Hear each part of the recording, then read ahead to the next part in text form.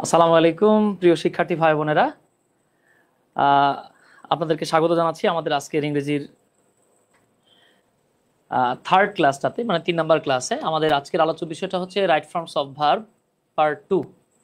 তো শুরুতেই আপনারা আমাকে একটু কমেন্ট করে জানিয়ে দিন যে আপনারা আমার কথা ক্লিয়ার শুনতে পাচ্ছেন কিনা এবং ভিডিওটা ক্লিয়ার দেখতে পাচ্ছেন কিনা, তাহলে আমরা মূল আলোচনায় চলে যেতে পারি ইনশাল্লাহ। হ্যাঁ, একটু কমেন্ট করতে হবে আপনারা আমার কথা ক্লিয়ার শুনতে পাচ্ছেন কিনা, ভিডিওটা ক্লিয়ার দেখতে পাচ্ছেন কিনা, তাহলে আমরা মূল আলোচনায় চলে যাবো ইনশাল্লাহ।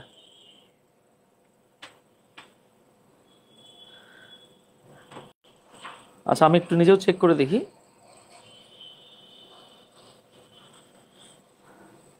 আজকের আলোচ্য বিষয়টা হচ্ছে রাইট ফর্মস অফ। হ্যাঁ, মাশাআল্লাহ, আরাফাত হোসেন ভাই, কল্পনা বেগম কমেন্ট করছেন, থ্যাংক ইউ ভেরি মাচ। আসসালামু আলাইকুম স্যার, সাউন্ড ঠিক আছে। শারমিন আক্তার, মীর হাসিন, আচ্ছা ঠিক আছে, থ্যাংক ইউ। তো যেহেতু সাউন্ড ঠিক আছে, audio video is okay, so we can go for the class right now. আমরা এখন মূল আলোচনায় চলে যাব ইনশাআল্লাহ। তো গত ক্লাসে আমরা রাইট ফর্মস অফ ভার্বের পার্ট 1 নিয়ে আলোচনা করেছিলাম। তো শুরুর 1 ঘন্টা আমরা মোটামুটি থিওরি নিয়ে কথা বলেছিলাম, যাতে করে পরবর্তী আলোচনাটা আমাদের মোটামুটি স্মুথ হয় আর কি। হ্যাঁ, তো অনেকে যুক্ত হয়ে গেছেন, আপনারা একটু কাজ করতে পারেন, আমাদের লাইভটা একটু শেয়ার করে দেন। হ্যাঁ, আমাদের লাইভটা একটু শেয়ার করে দেন, আর আপনারা ওই আপনাদের বন্ধু বান্ধব যারা এখানে ক্লাস করে তাদেরকে একটু মেনশন করে দেন। হ্যাঁ, তাহলে বেটার হবে কি, বাকিরাও যুক্ত হয়ে যাবে। তা নাহলে অনেক সময় হয় 2 মিনিট পরে এসে ভাইয়া আগের কথাটা আরেকবার একটু বলেন। তো ভাইয়া আগের কথা আরেকবার যাতে বলা না লাগে আর কি, আপনারা একটু লাইভটা শেয়ার করে দিবেন। আব্দুল্লাহ আল নোমান ভাই, ওয়ালাইকুম আসসালাম। আচ্ছা আচ্ছা, ধন্যবাদ। আচ্ছা, অনেকেই কমেন্ট করতেছেন, থ্যাংক ইউ।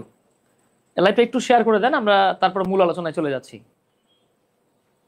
খাদিজাতুল কুবরা তুবা, ওরে বাবা, মারাত্মক কথা লিখছে, সাউন্ড একদম করকরা। বাহ, সেই শব্দ তো, সাউন্ডও করকরা হয়, তাই না? আমরা সাধারণত দেখতাম আম্মু করকরা করে ইলিশ মাছ বা বিভিন্ন মাছ টাছ ভাজতো আর কি। ইদানিং মাশাল্লাহ সাউন্ডও করকরা হচ্ছে, যাক থ্যাংক ইউ। আসেন, তো আমাদের আম্মাজানের করকরা সাউন্ড যুক্ত লাইভে আপনাদেরকে স্বাগত জানাচ্ছি। তাহলে আসেন আমরা মূল আলোচনায় চলে যাই। তো আমরা শুরুর দিকে যেই কথাটা বলছিলাম, আমি আরেকবার বলে নেই। আমরা বলেছিলাম রাইট শব্দের বাংলা অর্থটা ডেফিনেটলি আপনি জানেন যে সঠিক, তাই না? আমরা বলেছিলাম ফর্ম, জাস্ট রিক্যাপ দিচ্ছি আর কি, পরে যারা আসবে। ঠিক আছে স্যার, ইউটিউবে কি এই ক্লাস আছে? হ্যাঁ, এই ক্লাসটা ইউটিউবে একসাথে লাইভ হচ্ছে না, আপনারা পাহলবি স্যারের চ্যানেলটাতে পেয়ে যাবেন। ঠিক আছে, চ্যানেলটাতে ওইটা আপলোড করা হচ্ছে আর কি। আচ্ছা, ফর্ম মানে হচ্ছে রূপ। হ্যাঁ, ফর্ম না কিন্তু ফর্ম। আবার ফর্ম শব্দটা এখানে নাউন, যখন ভার্ব হয় তার মানে হচ্ছে গঠন করা। যেমন আপনি যদি বলেন we will a committee of 5 members, we will form a committee of 5 members, আমরা 5 সদস্যের একটা কমিটি ফর্ম করব, মানে কি গঠন করব। অফ শব্দের বাংলা অর্থ হইলো বাবা এর, আর ভার্বের বাংলা ক্রিয়া, কিন্তু আমরা আজকে ক্রিয়া লিখবো না, আমরা ভার্ব বলবো। তাহলে বিষয়টা দাঁড়াচ্ছে আপনি কিন্তু সঠিক রূপের ভার্ব বলবেন না, বলতে হচ্ছে ভার্বের সঠিক রূপ। So right form of verb means ভার্বের সঠিক রূপ। আমরা গত ক্লাসে আপনাদেরকে ভেঙে ভেঙে দেখিয়েছি যে একটা ভার্বের মিনিমাম 6টা করে রূপ থাকে, মনে আছে না? হালকা করে একটু বলি, যেমন ইট হলো base form, ate past form, eaten past participle form, to eat infinitive, eating এটা জিরান্ড হতে পারে, আবার এটা প্রেজেন্ট পার্টিসিপল হতে পারে, আর প্রেজেন্ট ফর্ম হচ্ছে ইটস। সো দেখেন, একটা ভার্বের মিনিমাম এরকম 6টা করে ফর্ম থাকে। ওকে, সো আমরা রাইট ফর্মস অফ ভার্বে গিয়ে দেখবো কোন জায়গায় কোন ফর্মটা রাইট। আমরা এই বিষয়গুলো দেখেছি, আমরা গত ক্লাসে ভেঙে ভেঙে এই বিষয়গুলো ব্যাখ্যা করেছিলাম। আমি জানি না আপনাদের মনে আছে কিনা। মাথায় রাখবেন, রাইট ফর্মস অফ ভার্বের পুরো ফাউন্ডেশনটা দাঁড়িয়ে আছে এই 4টা ক্যাটাগরির অক্সিলারি ভার্ব। আপনি চেনেন নাকি চেনেন না? যারা এই 4টা ক্যাটাগরির অক্সিলারি ভার্বকে আলাদাভাবে চিনে না, ওনার জীবনে রাইট ফর্মস অফ ভার্ব বলতে কিচ্ছু নাই, একদম ড্যাম শিওর থাকেন। হ্যাঁ, উনি কখনোই রাইট ফর্মস অফ ভার্বে বস হইতে পারবে না। ঠিক আছে, আচ্ছা। সো আমরা ধরে নিচ্ছি আপনারা এগুলো পারেন। আমি আরেকবার মনে করাই দিচ্ছি, জাস্ট মূল আলোচনায় চলে যাব, আমাদের আজকে আর অত ব্যাখ্যা করার সুযোগ নাই। আমরা বলেছিলাম বিভার প্রথম 5টা ফিক্সড। প্রথম 5টা কি? এম, ইজ, আর, ওয়াজ, আর, এই 5টা ফিক্সড বিভার। এরপরে বি যুক্ত যত অক্সিলারি ভার্ব আছে, শুধু বি কে কেউ যদি বিভার্ব বলে তাহলে উনি ভুল বলবেন। হ্যাঁ, এই বি কোন বি বাবা? এটা shall be, should be, will be, would be, could be, can be, may be, might be, been, have been, has been, had been, being, am being, is being, are being. শুধু been না, কিন্তু শুধু being না। ওকে, সালমান সরকার জিজ্ঞেস করতেছে জিরান্ড কি? আচ্ছা, জিরান্ড নিয়ে পরবর্তীতে কথা হবে বাবা। আচ্ছা, এবার আসেন টু হ্যাভ ভার্ব। আপনি চাইলে টু গুলোকে বাদ দিয়ে বি ভার্ব, হ্যাভ ভার্ব বলতে পারেন। প্রথম 3টা ফিক্সড, হ্যাভ, হ্যাজ, হ্যাড। এর বাহিরে হ্যাভ যুক্ত যত অক্সিলারি ভার্ব আছে, like shall have, should have, will have, would have, could have, অর্থাৎ এই যে 9টা modal shall, should, will, would, can, could, may, might, must, এই পিওর মডেল 9টার সাথে যখন হ্যাভ যোগ করবেন তখন তারা টু হ্যাভ ভার্ব হয়ে যাবে। ওকে, যেমন shall have, should have, will have, would have, can have, could have ইত্যাদি ইত্যাদি। Then comes to do verb. To do verb মাত্র 3টা, ডু, ডাজ এবং ডিড। এরপরে আসতেছে pure modals. Pure modals and semi modals. Pure modals আমরা গত ক্লাসে বলেছি shall, should, will, would, can, could, may, might, must, এই 9টাকে বলা হয় পিওর মডেল। ওকে, আচ্ছা, আর বাকি যেগুলো এগুলো হচ্ছে সেমি মডেল। সেমি মানে আধা, হ্যাঁ, এগুলো হচ্ছে আধা মডেল, এগুলো কিন্তু কমপ্লিটলি মডেল না। স্যার এটা কি গত ক্লাসের দ্বিতীয় পার্ট? জি, সামিহা, তাহসিন, মোহনা, এটা গত ক্লাসের সেকেন্ড পার্ট। আমি জাস্ট আপনাদেরকে একটু মনে করাই দিচ্ছি, হ্যাঁ, একটু মনে করাই দিচ্ছি। আমরা পূর্বে যা যা দেখছি সেটা হালকা করে একটু দেখে নিচ্ছি। আচ্ছা, এরপরে দেখেন, এটাকে আপনি বলতে পারেন এটা হচ্ছে আমাদের পুরো আলোচনার সবচাইতে ইম্পর্টেন্ট পার্ট। হ্যাঁ, আপনি কোনো বইয়ে এই কথাটা পাবেন না, বাট এই কথাটা না বললে আপনার জীবনে রাইট ফর্মস অফ ভার্ব অধরা থেকে যাচ্ছে। কথাটা কি? আপনি যে কোনো মডেলের সাথে বি যখন যোগ করে দিবেন সেটা কোনোভাবেই আর মডেল না, সাথে সাথে টু বি ভার্ব হয়ে যাবে। গত ক্লাসে আমরা এটা দেখেছিলাম, আজকে আবার এটা কাজে লাগবে। যেমন আপনি জানেন শ্যাল একটা মডেল, বাট যখন শ্যালের সাথে বি যোগ করছেন সেটা কি হয়ে গেছে বাবা? To be verb. Similarly should be, would be, could be, may be, might be, must be ইত্যাদি। এরপর আমরা বলেছিলাম মডেলের সাথে হ্যাভ যোগ করলে সেটা মডেল থাকে না, টু হ্যাভ ভার্ব হয়ে যায়। যেমন আপনি শ্যালকে জানেন মডেল, শ্যাল বি হলো টু বি, কিন্তু শ্যাল হ্যাভ এটা আবার টু হ্যাভ ভার্ব। এরপরে টু বি ভার্বগুলোর সাথে যখন টু যোগ করবেন সেটা সেমি মডেলের কাজ করবে, মানে কমপ্লিটলি মডেল হবে না, সেমি মডেলের কাজ করবে। টু বি ভার্ব কোনগুলো বাবা? যেমন অ্যাম, ইজ, আর। অ্যাম, ইজ, আর আপনি যখন লিখবেন অ্যাম টু, ইজ টু, ওকে, এগুলো হয়ে যাচ্ছে সেমি মডেল। আচ্ছা, এরপরে আসেন, আমরা বলেছিলাম টু হ্যাভ ভার্বের সাথে টু যোগ করলে সেটাও সেমি মডেল হয়। তাহলে হ্যাভ ভার্বের সাথে টু যোগ করেন, এই যে have to, has to, had to, যেটাকে স্পোকেন ইংলিশে হ্যাভ গট টু কে বলা হয় গড়া, হ্যাঁ, গটা বলা হয়। আচ্ছা, থ্যাংক ইউ। এইবার দেখেন, খুব গুরুত্বপূর্ণ কথা, টু হ্যাভ ভার্বগুলোর সাথে বিন যোগ হলে সেটা টু বি ভার্ব হয়ে যায়, এটা আমাদের মনে আছে। এরপর আমরা খুব গুরুত্বপূর্ণ একটা কথা বলছিলাম, এগুলো হচ্ছে রাইট ফর্মস অফ ভার্বের ভিত্তি। সেটা হলো গিয়ে আমরা সকল অক্সিলারি ভার্বকে দুটো গ্রেডে ভাগ করছিলাম, দুটো গ্রুপে ভাগ করছিলাম। এক গ্রুপে হয়েছিল টু বি ভার্ব, হ্যাঁ, আমি যেখানে লিখে দিচ্ছি এটা ছিল গ্রুপ এই, এটা ছিল গ্রুপ এই, আর এই যে এটা ছিল হচ্ছে বাবা গ্রুপ বি। তো গ্রুপ বিতে আমরা 3টা ক্যাটাগরির অক্সিলারি ভার্ব লিখেছিলাম। কি কি? To have verb, to do verb, modal verb. আপনি আপনার সারা জীবন যৌবন শেষ করে ফেললেও টু হ্যাভ, টু ডু এবং মডাল দিয়ে একটা প্যাসিভ লিখতে পারবেন না। ওকে, আবারও মনে রাখেন, খুব ম্যাসিভ একটা তথ্য, প্যাসিভ লিখতে গেলে কখনো মডাল, টু হ্যাভ এবং টু ডু ব্যবহার করা যায় না। তাহলে মডালের জান প্রাণ সবই হচ্ছে to be verb. To be হলো একমাত্র auxiliary verb that can make both active and passive voice. So সবচাইতে পাওয়ারফুল অক্সিলারি ভার্ব যদি আপনাকে কোয়েশ্চেন করা হয়, what is the most powerful auxiliary verb in the English language, then your answer will be to be verb is the most powerful auxiliary verb. Why most powerful auxiliary verb? Because it can make both active and passive. On the other hand, the other 3 verbs, they can never make an passive voice. Okay, এতটুকু মাথায় থাকলে কোপায় দিতে পারবেন। এই তো, সাব্বাস। একজন লিখতেছে বাচ্চারা তোমরা কেমন আছো, দেখছেন ওরা সবাই বাচ্চা মনে হইতেছে। আচ্ছা, এখানে অনেক বাচ্চার বাবাও আছে, বুঝছেন, আবার অনেকে আছে টাইমলি বিয়ে করলে আপনার দাদার বয়সী হইতো আর কি, বাচ্চা থাকতো আর কি। আচ্ছা বাবা, যাক, এগুলো না বলি আমরা, এবার চলে আসি আমি জাস্ট দেখেন, গতকালকে আমরা এই দুটো রুল দেখেছিলাম যে টু বি ভার্বের পরে অ্যাক্টিভ ভয়েসে আইএনজি যোগ হয়, আর টু বি ভার্বের পরে প্যাসিভ ভয়েসে ভি3 হয়। অ্যাক্টিভ কেমনে চিনবেন?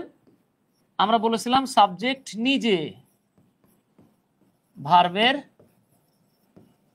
কাজ করলে অ্যাক্টিভ ভয়েস হয়। আর প্যাসিভ ভয়েস কিভাবে চিনবেন? সাবজেক্ট অলস থাকলে মানে কি? ভার্বের কাজ সাবজেক্ট না করলে। জাস্ট এই দুটো লাইন আরেকবার আপনাদেরকে মনে করাই দিচ্ছি। আচ্ছা দেখেন, আমরা এখানে দেখতে পাচ্ছি ওয়াটার সাবজেক্ট, এখানে দেখতে পাচ্ছি মারিয়া সাবজেক্ট, ইজ একটা বি ভার্ব, এখানেও ইজ একটা বি ভার্ব। বয়েল মানে ফোটানো, বয়েল এটাও ফোটানো। আমরা বলেছিলাম ভার্বের কাজ যদি সাবজেক্ট করে তাহলে অ্যাক্টিভ। দেখেন তো বয়েল, এটা আমি আগে দেখাইছি, আরেকবার দেখাই নিচ্ছি আপনাদেরকে। দেখেন বয়েল মানে ফুটানো, ফুটানোর কাজ কি? পানি কখনো নিজে নিজের ফুটাইতে পারে? পানি কি বলবে যে যাই একটু ফুটে গিয়ে সারের গ্লাসের মধ্যে গিয়ে পড়ি? সম্ভব না। তার মানে যেই সেন্টেন্সে ভার্বের কাজ সাবজেক্ট করতে পারে না সেটাই প্যাসিভ। আর প্যাসিভ ভয়েসের ক্ষেত্রে আমরা যেটা জানি বি ভার্বের পর ভি3 হয়।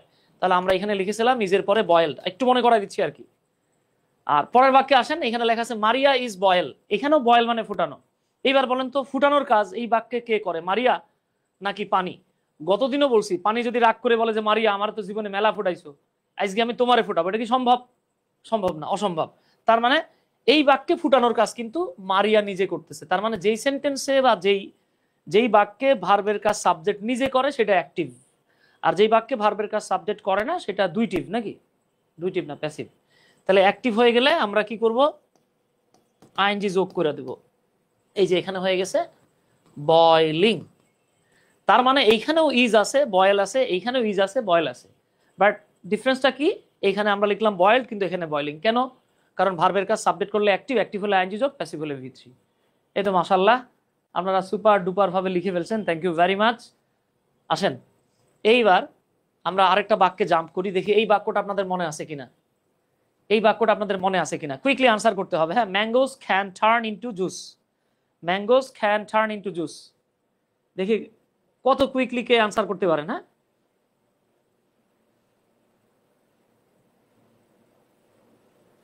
আচ্ছা, এই তো, ধন্যবাদ, মাশাআল্লাহ। আল্লাহ, এ কি, আমি দিলাম এইচ, আপনি উত্তর লিখলেন সি। আচ্ছা আচ্ছা, ঠিক আছে ঠিক আছে, থ্যাংক ইউ। এই তো আমাদের ফারুক আহমেদ ভাই। অবশ্য ভাই বললে বিপদ, কারণ অনেক ভাইয়ের আইডি থেকে বাচ্চারা ক্লাস করতেছে, তাই না ভাই? হ্যাঁ, কারণ এটা যেহেতু ক্লাস 10 এর 9 এর বাচ্চারা ক্লাস করতেছে। রুকসানা, নওরিন, নাদিরা, তামিম। আচ্ছা, একটু খেয়াল করেন তো, ম্যাঙ্গো হলো আমাদের সাবজেক্ট, আর টার্ন মানে হচ্ছে পরিণত করা বা বানানো। জুস মানে আমরা সবাই জানি। আচ্ছা, আম কি বাবা নিজে নিজের জুস বানায়? জীবনও বানাইতে পারবে না। তার মানে আপনি মোটামুটি ভাবে, একবারে মোটামুটি না, আপনি ফাটাফাটি ভাবে ড্যাম শিওর হয়ে গেছেন এটা প্যাসিভ। এখন ঝামেলাটা হয়ে গেছে কোন জায়গায় দেখেন। আমরা জানি প্যাসিভ মানেই, খেয়াল করেন, আমরা জানি প্যাসিভ মানে আগে সাবজেক্ট, তারপরে বিভার্ব, এরপরে ভি3 লিখতে হয়। ঠিক আছে? তাহলে একটু খেয়াল করেন, কিন্তু আমার দরকার এখন কি ভার্ব, বিভার্ব, তারপরে ভি3। বিভার্ব ছাড়া প্যাসিভ হইব না। এইবার দেখেন, যে জিনিসগুলো আমরা সাধারণত বইগুলোতে উত্তর থাকে কিন্তু ব্যাখ্যা থাকে না, হ্যাঁ, সেটা হলো আমাদেরকে অনেক সময় এটা বলাই হয় না যে ভাই মডালের সাথে বি যোগ করলে সাথে সাথে সেইটা টু বি ভার্ব হয়ে যায়। তাহলে এখানে ক্যান একটা মডাল, এটা দিয়ে আমি জীবনে প্যাসিভ তৈরি করতে পারবো না, আমাকে একটা বি লিখতে হবে। তাহলে এটা আসতেছে ক্যান বি। কেন বি আসছে দেখেন, আমি যখন পিচ্ছি ছিলাম আমি প্রশ্ন করতাম যে ভাই এখানে বি আসলো কোনতে, আমার স্যারেরে বা ভাইরে? হ্যাঁ, সে উত্তর দিতে পারতো না। বিটা কেন আসছে? কারণ এটা প্যাসিভ, প্যাসিভ ভয়েস বিভার্ব ছাড়া হয় না। ওকে, তাহলে আসতেছে mangoes can be turned into juice. আম থেকে জুস বানানো যেতে পারে। আচ্ছা, মাশাআল্লাহ, গত ক্লাসটা আপনারা দেখে ফেলছেন। গত ক্লাসে আমরা এগুলো নিয়ে আলোচনা করছিলাম, এরপর আরো বেশ কিছু ব্যাখ্যা দেওয়া হয়েছে। এরপর আপনাদেরকে একটা হোমওয়ার্ক দিয়েছিলাম সেই টাইটানিক নিয়ে আর কি। হোমওয়ার্কটা করে আমাকে জমা দিতে পারতেন চাইলে। যাক, সময় পান নাই আপনারা। আপনাদেরকে ছোট্ট একটা বিষয় দেখাই, আরেকবার বলে নেই। দেখেন এইখানে জাস্ট গ্যাপগুলো ব্র্যাকেটের ভিতর দেয়া আছে। ইন্টারমিডিয়েটে এইভাবে আসে কোয়েশ্চেনগুলো। হ্যাঁ, চিন্তা করেন, মানে আমি গতকালকেও বলছি। আর এসএসসিতে কি করা হয়, এই 10টা ওয়ার্ডকে উপরে নিয়ে দেয়া হয়। তো ধরে নেন আপনাদের সুবিধার্থে, হ্যাঁ ধরেন আপনাদের সুবিধার্থে আমরা ব্র্যাকেটের ভিতরে দিয়ে রাখছি, ঠিক আছে? তা আমরা বলেছিলাম প্যাসিভ মানেই, প্যাসিভ হইতে গেলে যেই জিনিসটা আমাদেরকে মাথায় রাখতে হবে, সাবজেক্ট, এরপরে লিখতে হবে টু বি ভার্ব, তারপরে আসতেছে ভি3, তাই না? তারপরে আসতেছে ভি3। তাহলে একটু খেয়াল করেন তো বাবা, মাই 17th বার্থডে সেরেমনি, আমার 17তম বার্থডের অনুষ্ঠান, হোল্ড ইয়েস্টারডে, গতকাল আয়োজন করা হয়েছিল। আচ্ছা, আপনার কাছে কি মনে হয় বার্থডের অনুষ্ঠান বা বার্থডের যে পার্টি, এটা কি নিজে নিজের আয়োজন করতে পারে? পারে না। তাহলে এটা অ্যাক্টিভ না, এটা প্যাসিভ। আর প্যাসিভ মানে অবশ্যই বিভার্ব লাগবে, বিভার্ব এখানে দেয়া নাই, তাহলে আমদানি করব আমরা, রপ্তানি করার সুযোগ নাই। তো একটু খেয়াল করেন তো, ইয়েস্টারডেই দেখে বুঝতেছেন ঘটনা ঘটে গেছে গতকালকে। So birthday ceremony was held, এই যে দেখেন হয়ে গেছে গতকাল। গতকাল আমার 17তম বার্থডের অনুষ্ঠানের আয়োজন করা হয়েছিল। অন দ্য অকেশন, সেই উপলক্ষে, দ্য হোল হাউস, পুরো বাড়িটা, ডেকোরেট। আচ্ছা, বাড়ি কি নিজে নিজের ডেকোরেট করতে পারে? পারে না। তার মানে এটাও প্যাসিভ, বিভার্ব লাগবে। এখন দেখেন তো, হোল হাউস, পুরো বাড়ি, কয়টা বাড়ি? একটা বাড়ি। সো আমরা লিখবো ওয়াজ ডেকোরেটেড, পুরো বাসাটাকে সাজানো হয়েছিল ভেরি নাইসলি, চমৎকার ভাবে। অল দ্য রুমস, প্রত্যেকটা কক্ষ ক্লিন। আচ্ছা, রুম কি নিজে নিজেরই ক্লিন করে? এখন বলতে পারেন ভাইয়া সব কেন পাস্ট টেন্সে নিচ্ছেন? ওরে দাদা, আমার বার্থডে গেছে গত দিন, আমি কি রুম সাজাবো আজকে? গতকালকেই তো এটা করা হয়েছে, তাই না?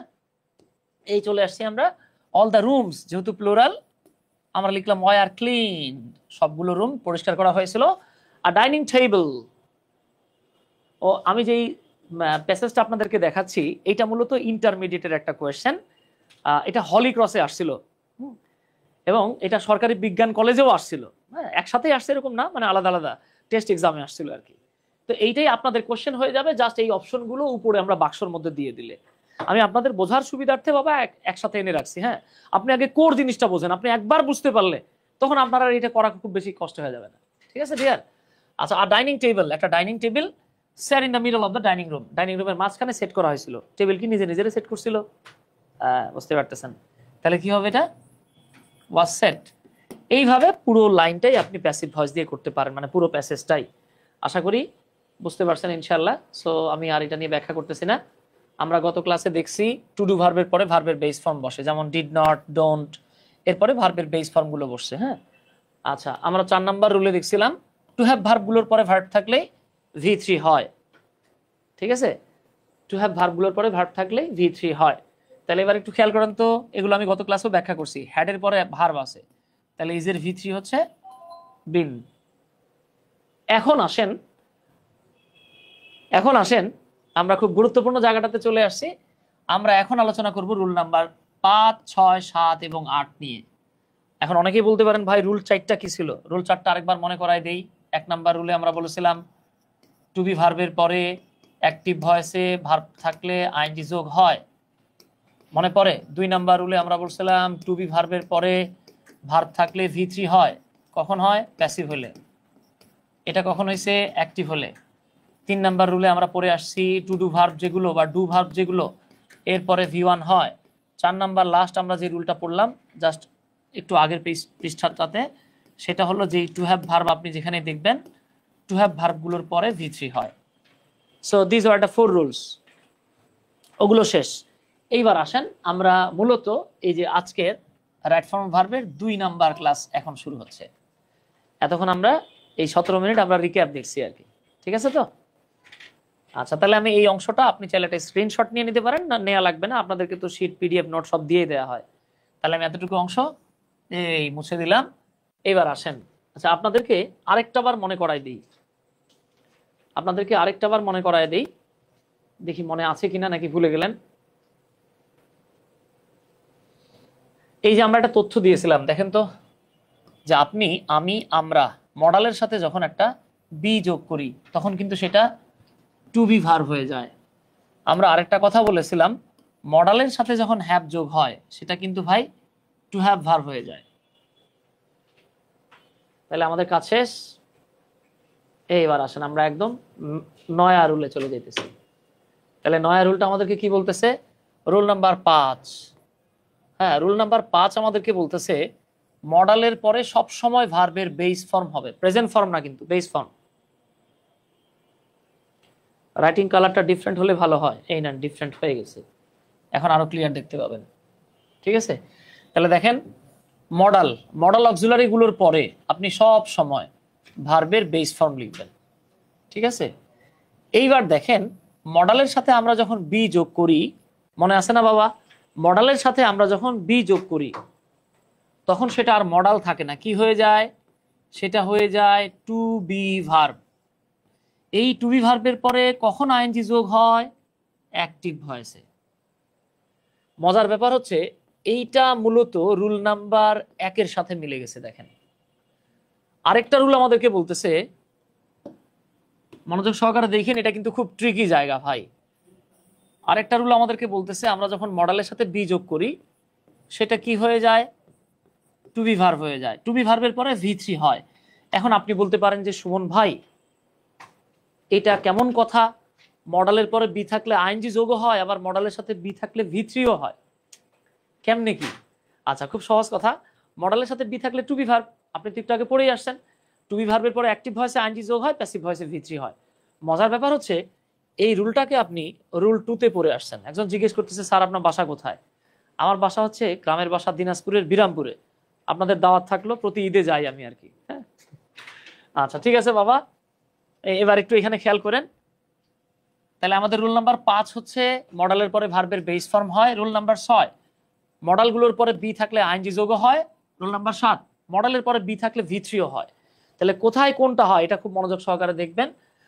ইন্টারেস্টিং ফ্যাক্ট হচ্ছে এই জায়গাটাতে আমরা অনেকেই ভুল করি, ফার্স্ট ওয়ান যেটা। হ্যাঁ, আর এই রুলটা আমাদেরকে কি বলতেছে দেখেন, এই রুলটা আমাদেরকে বলতেছে আমরা যখন একটা মডেলের সাথে হ্যাভ লিখে ফেলি, তো বাবা আমরা তো রুল নাম্বার 4-এ পড়ে আসছি, মডেলের সাথে হ্যাভ যোগ করলে টু হ্যাভ ভার্ব হয়ে যায়। আর আপনি একটু আগেই পড়ে আসছেন টু হ্যাভ ভার্বের পরে ভি3 হয়। এইবার আমরা এই যে প্রশ্নগুলো একটু সমাধান করি। দেখেন প্রথম যেই সেন্টেন্সটা, they can অ্যাসিস্টিং আস, এখন দেখেন আমরা জানি অ্যাসিস্ট মানে হচ্ছে গিয়ে কাউকে হেল্প করা, সহায়তা করা। এর সাথে আইনজি যোগ করার আমাদের কোনো প্রশ্ন মানে প্রয়োজনই নাই, কারণ খ্যান দেয়া আছে। আমরা জানি খ্যান হলো একটা মডেল, মডেলের পরে কি হয়, ভার্বের বেস ফর্ম হয়। তাহলে এই যে আমরা দেখেন লিখে দিলাম অ্যাসিস্ট, কাজ শেষ। আর অনেকে বলতে পারে ভাইয়া বি অ্যাসিস্টিং লেখা যাইতো কিনা, না দরকার নাই তো। হ্যাঁ হ্যাঁ, ঘোড়াঘাট চিনি তো আমাদের এলাকাতেই। আচ্ছা, তাহলে এতটুকু হয়ে গেছে ইনশাল্লাহ। এইবার আসেন বি নাম্বার প্রশ্নটার উত্তর কে করতে পারেন দেখি। বি নং প্রশ্নের উত্তর কে করতে পারেন দেখা যাক। আচ্ছা দেখেন এখানে লেখা আছে উই হ্যাড বেটার। এই হ্যাড বেটার একটা ফ্রেজ, হ্যাঁ এটাকে হ্যাভ হ্যাজ হ্যাড এর মতো মনে করলে দাদা কট খাওয়া লাগবে। যেই ফ্রেজটাকে, এটা নিয়ে অবশ্য দ্বিমত আছে বাট আমরা ওইদিকে যাচ্ছি না, এইটা সেমি মডেলের কাজ করে, খেয়াল করেন। তো মডেলের কাজ কি আমরা জানি, মডেলের সাথে সবসময় ভার্বের বেস ফর্ম হয়। এখন প্রশ্ন করতে পারেন ভাই সেমি মডেল আবার কি জিনিস, এটা কি খায় না প্যারাশুট তেল দিয়ে মাথায় লাগায়? আসেন এই যে আমরা দেখছিলাম সেমি মডেল কোনগুলো, need, dare, ought to, use to. এরপরে আপনি দেখেছিলেন, হ্যাঁ আচ্ছা এখানে একটা ওই যে বলছিলাম আমাদের টাইপিস্ট ভাই একটু বেশি লিখে দিছে আর কি, ওনাকে 10-20 টাকা বেশি দেওয়া দরকার, কারণ যেটা হয় না এটাও লিখে দিয়েছিল। আচ্ছা ঠিক আছে, থ্যাংক ইউ। আচ্ছা তাহলে দেখেন আমরা যেটা বলতেছিলাম, এই যে হ্যাড বেটার এটা একটা সেমি মডেল, মানে শ্যাল শুড উইল উড এর মতোই কাজ করে। হ্যাড রাদার, এই যে উড রাদার, হ্যাঁ এছাড়াও have to, has to, had to, এগুলো মডেলের মতো কাজ করে। কিন্তু মডেল না বলে এদেরকে সেমি মডেল বলা হয়। যেমন ছেলে মানুষ মেয়েদের মতো কাজ করলে, আচার আচরণ করলে আমরা মেয়ে না হলেও তাদেরকে হাফ লেডিস বলি। এগুলা মডেল না হলেও এগুলারে হাফ মডেল বা সেমি মডেল বলা হইতেছে। স্যার ট্রান্সফরমেশনের ক্লাস দিয়ে এই কথাটা অনেকে অনেকবার বলছেন, বলা লাগবে না। ট্রান্সফরমেশন অফ সেন্টেন্সের উপর 3টা ক্লাস দেওয়া হবে আপনাদেরকে। ট্রান্সফরমেশন অফ সেন্টেন্সের উপর 3টা ক্লাস পাবেন। হ্যাঁ, আর এটা এই কমেন্টটা করেন না প্লিজ, মূল আলোচনায় চলে আসেন। মূল আলোচনায় চলে আসেন। আচ্ছা এবার একটু খেয়াল করেন, এই যে যেহেতু সেমি মডেল এরপরে ভার্বের বেস ফর্ম হবে, তাহলে লেফটের বেস ফর্ম কি, লিভ। এই যে আমাদের অনেক ভাই বোনেরা অলরেডি উত্তর লিখে ফেলছেন, কেউ কেউ লেফট লিখছে। শিপ্রা এটা কি করলেন আম্মা জান, শিপ্রা লিখছে লেফট। লেফট হবে না তো, এই যে হ্যাড বেটার তো আছে, শুধু হ্যাড নাই, শুধু হ্যাড থাকলে লেফট দিতেন। ঠিক আছে, আচ্ছা থ্যাংক ইউ ভেরি মাচ। এইবার আসেন এই দুটো প্রশ্নের উত্তর করতে পারলে বস, না পারলে আরো বড় বস। দেখি আপনারা ছোট বস নাকি আরো বড় বস। এই দুটো প্রশ্নের উত্তর করার চেষ্টা করেন। First one the riddles, the riddles, riddle মানে হচ্ছে ধাঁধা। হ্যাঁ, second one he should be. আচ্ছা এটা বুঝতে পারবেন, সলভ মানে সমাধান করা। আমরা একটু কুইকলি ট্রাই করি, মনে হয় পারবো।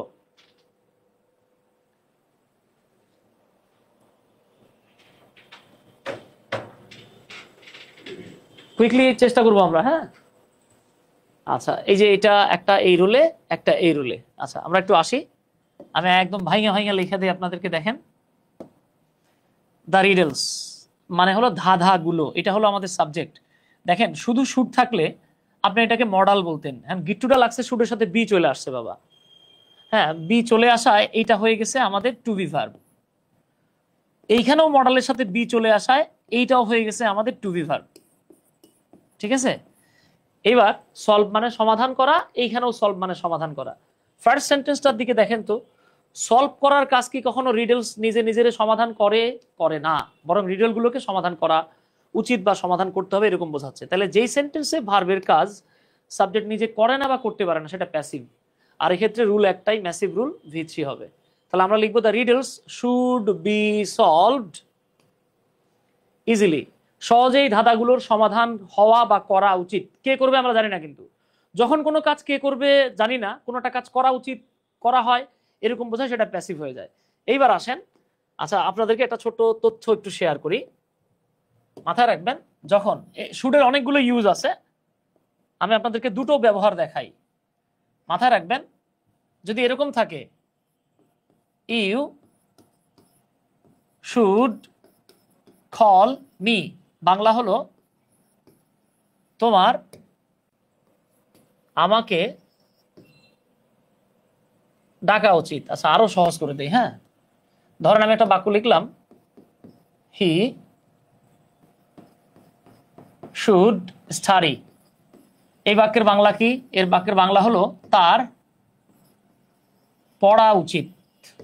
খেয়াল করেন, আমি অধ্যয়ন করা উচিত লিখতে পারতাম। আচ্ছা তার পড়া উচিত মানে কি? সে পড়ে ফেলছে? পড়ে নাই কিন্তু, তার পড়া উচিত। ঠিক আছে। আচ্ছা এইবার আসেন, আপনি যদি এইভাবে লেখেন, হি শুড বি স্টাডিং, এই যে স্টাডির সাথে আমরা একটা আইনজি লাগাই দিছি। এই বাক্যের বাংলাটা কি? এই বাক্যের বাংলা হলো তার পড়তে থাকা উচিত। আপনি যদি আমারে বলেন যে সুমন ভাই আপনার আমাকে সাহায্য করা উচিত, তাহলে কি বলবেন? সুমন ভাই ইউ শুড হেল্প মি। এখন ধরে নেন আপনি জানেন যে আমি একটু কিপটা মানুষ, আপনার একদিনই হেল্প করবো, এরপর আর করবো না। তখন আপনি বললেন যে সুমন ভাই আপনার আমাকে সাহায্য করতে থাকা উচিত। কন্টিনিউয়াসলি কারো কোনো কিছু করতে থাকা উচিত বোঝালে শুড বি প্লাস পরের ভার্বের সাথে আইনজি যোগ হয়। এইখানে শুড বিটা আমি জারের মতো, বি ভার্বের মতো কাজ করে। ঠিক আছে।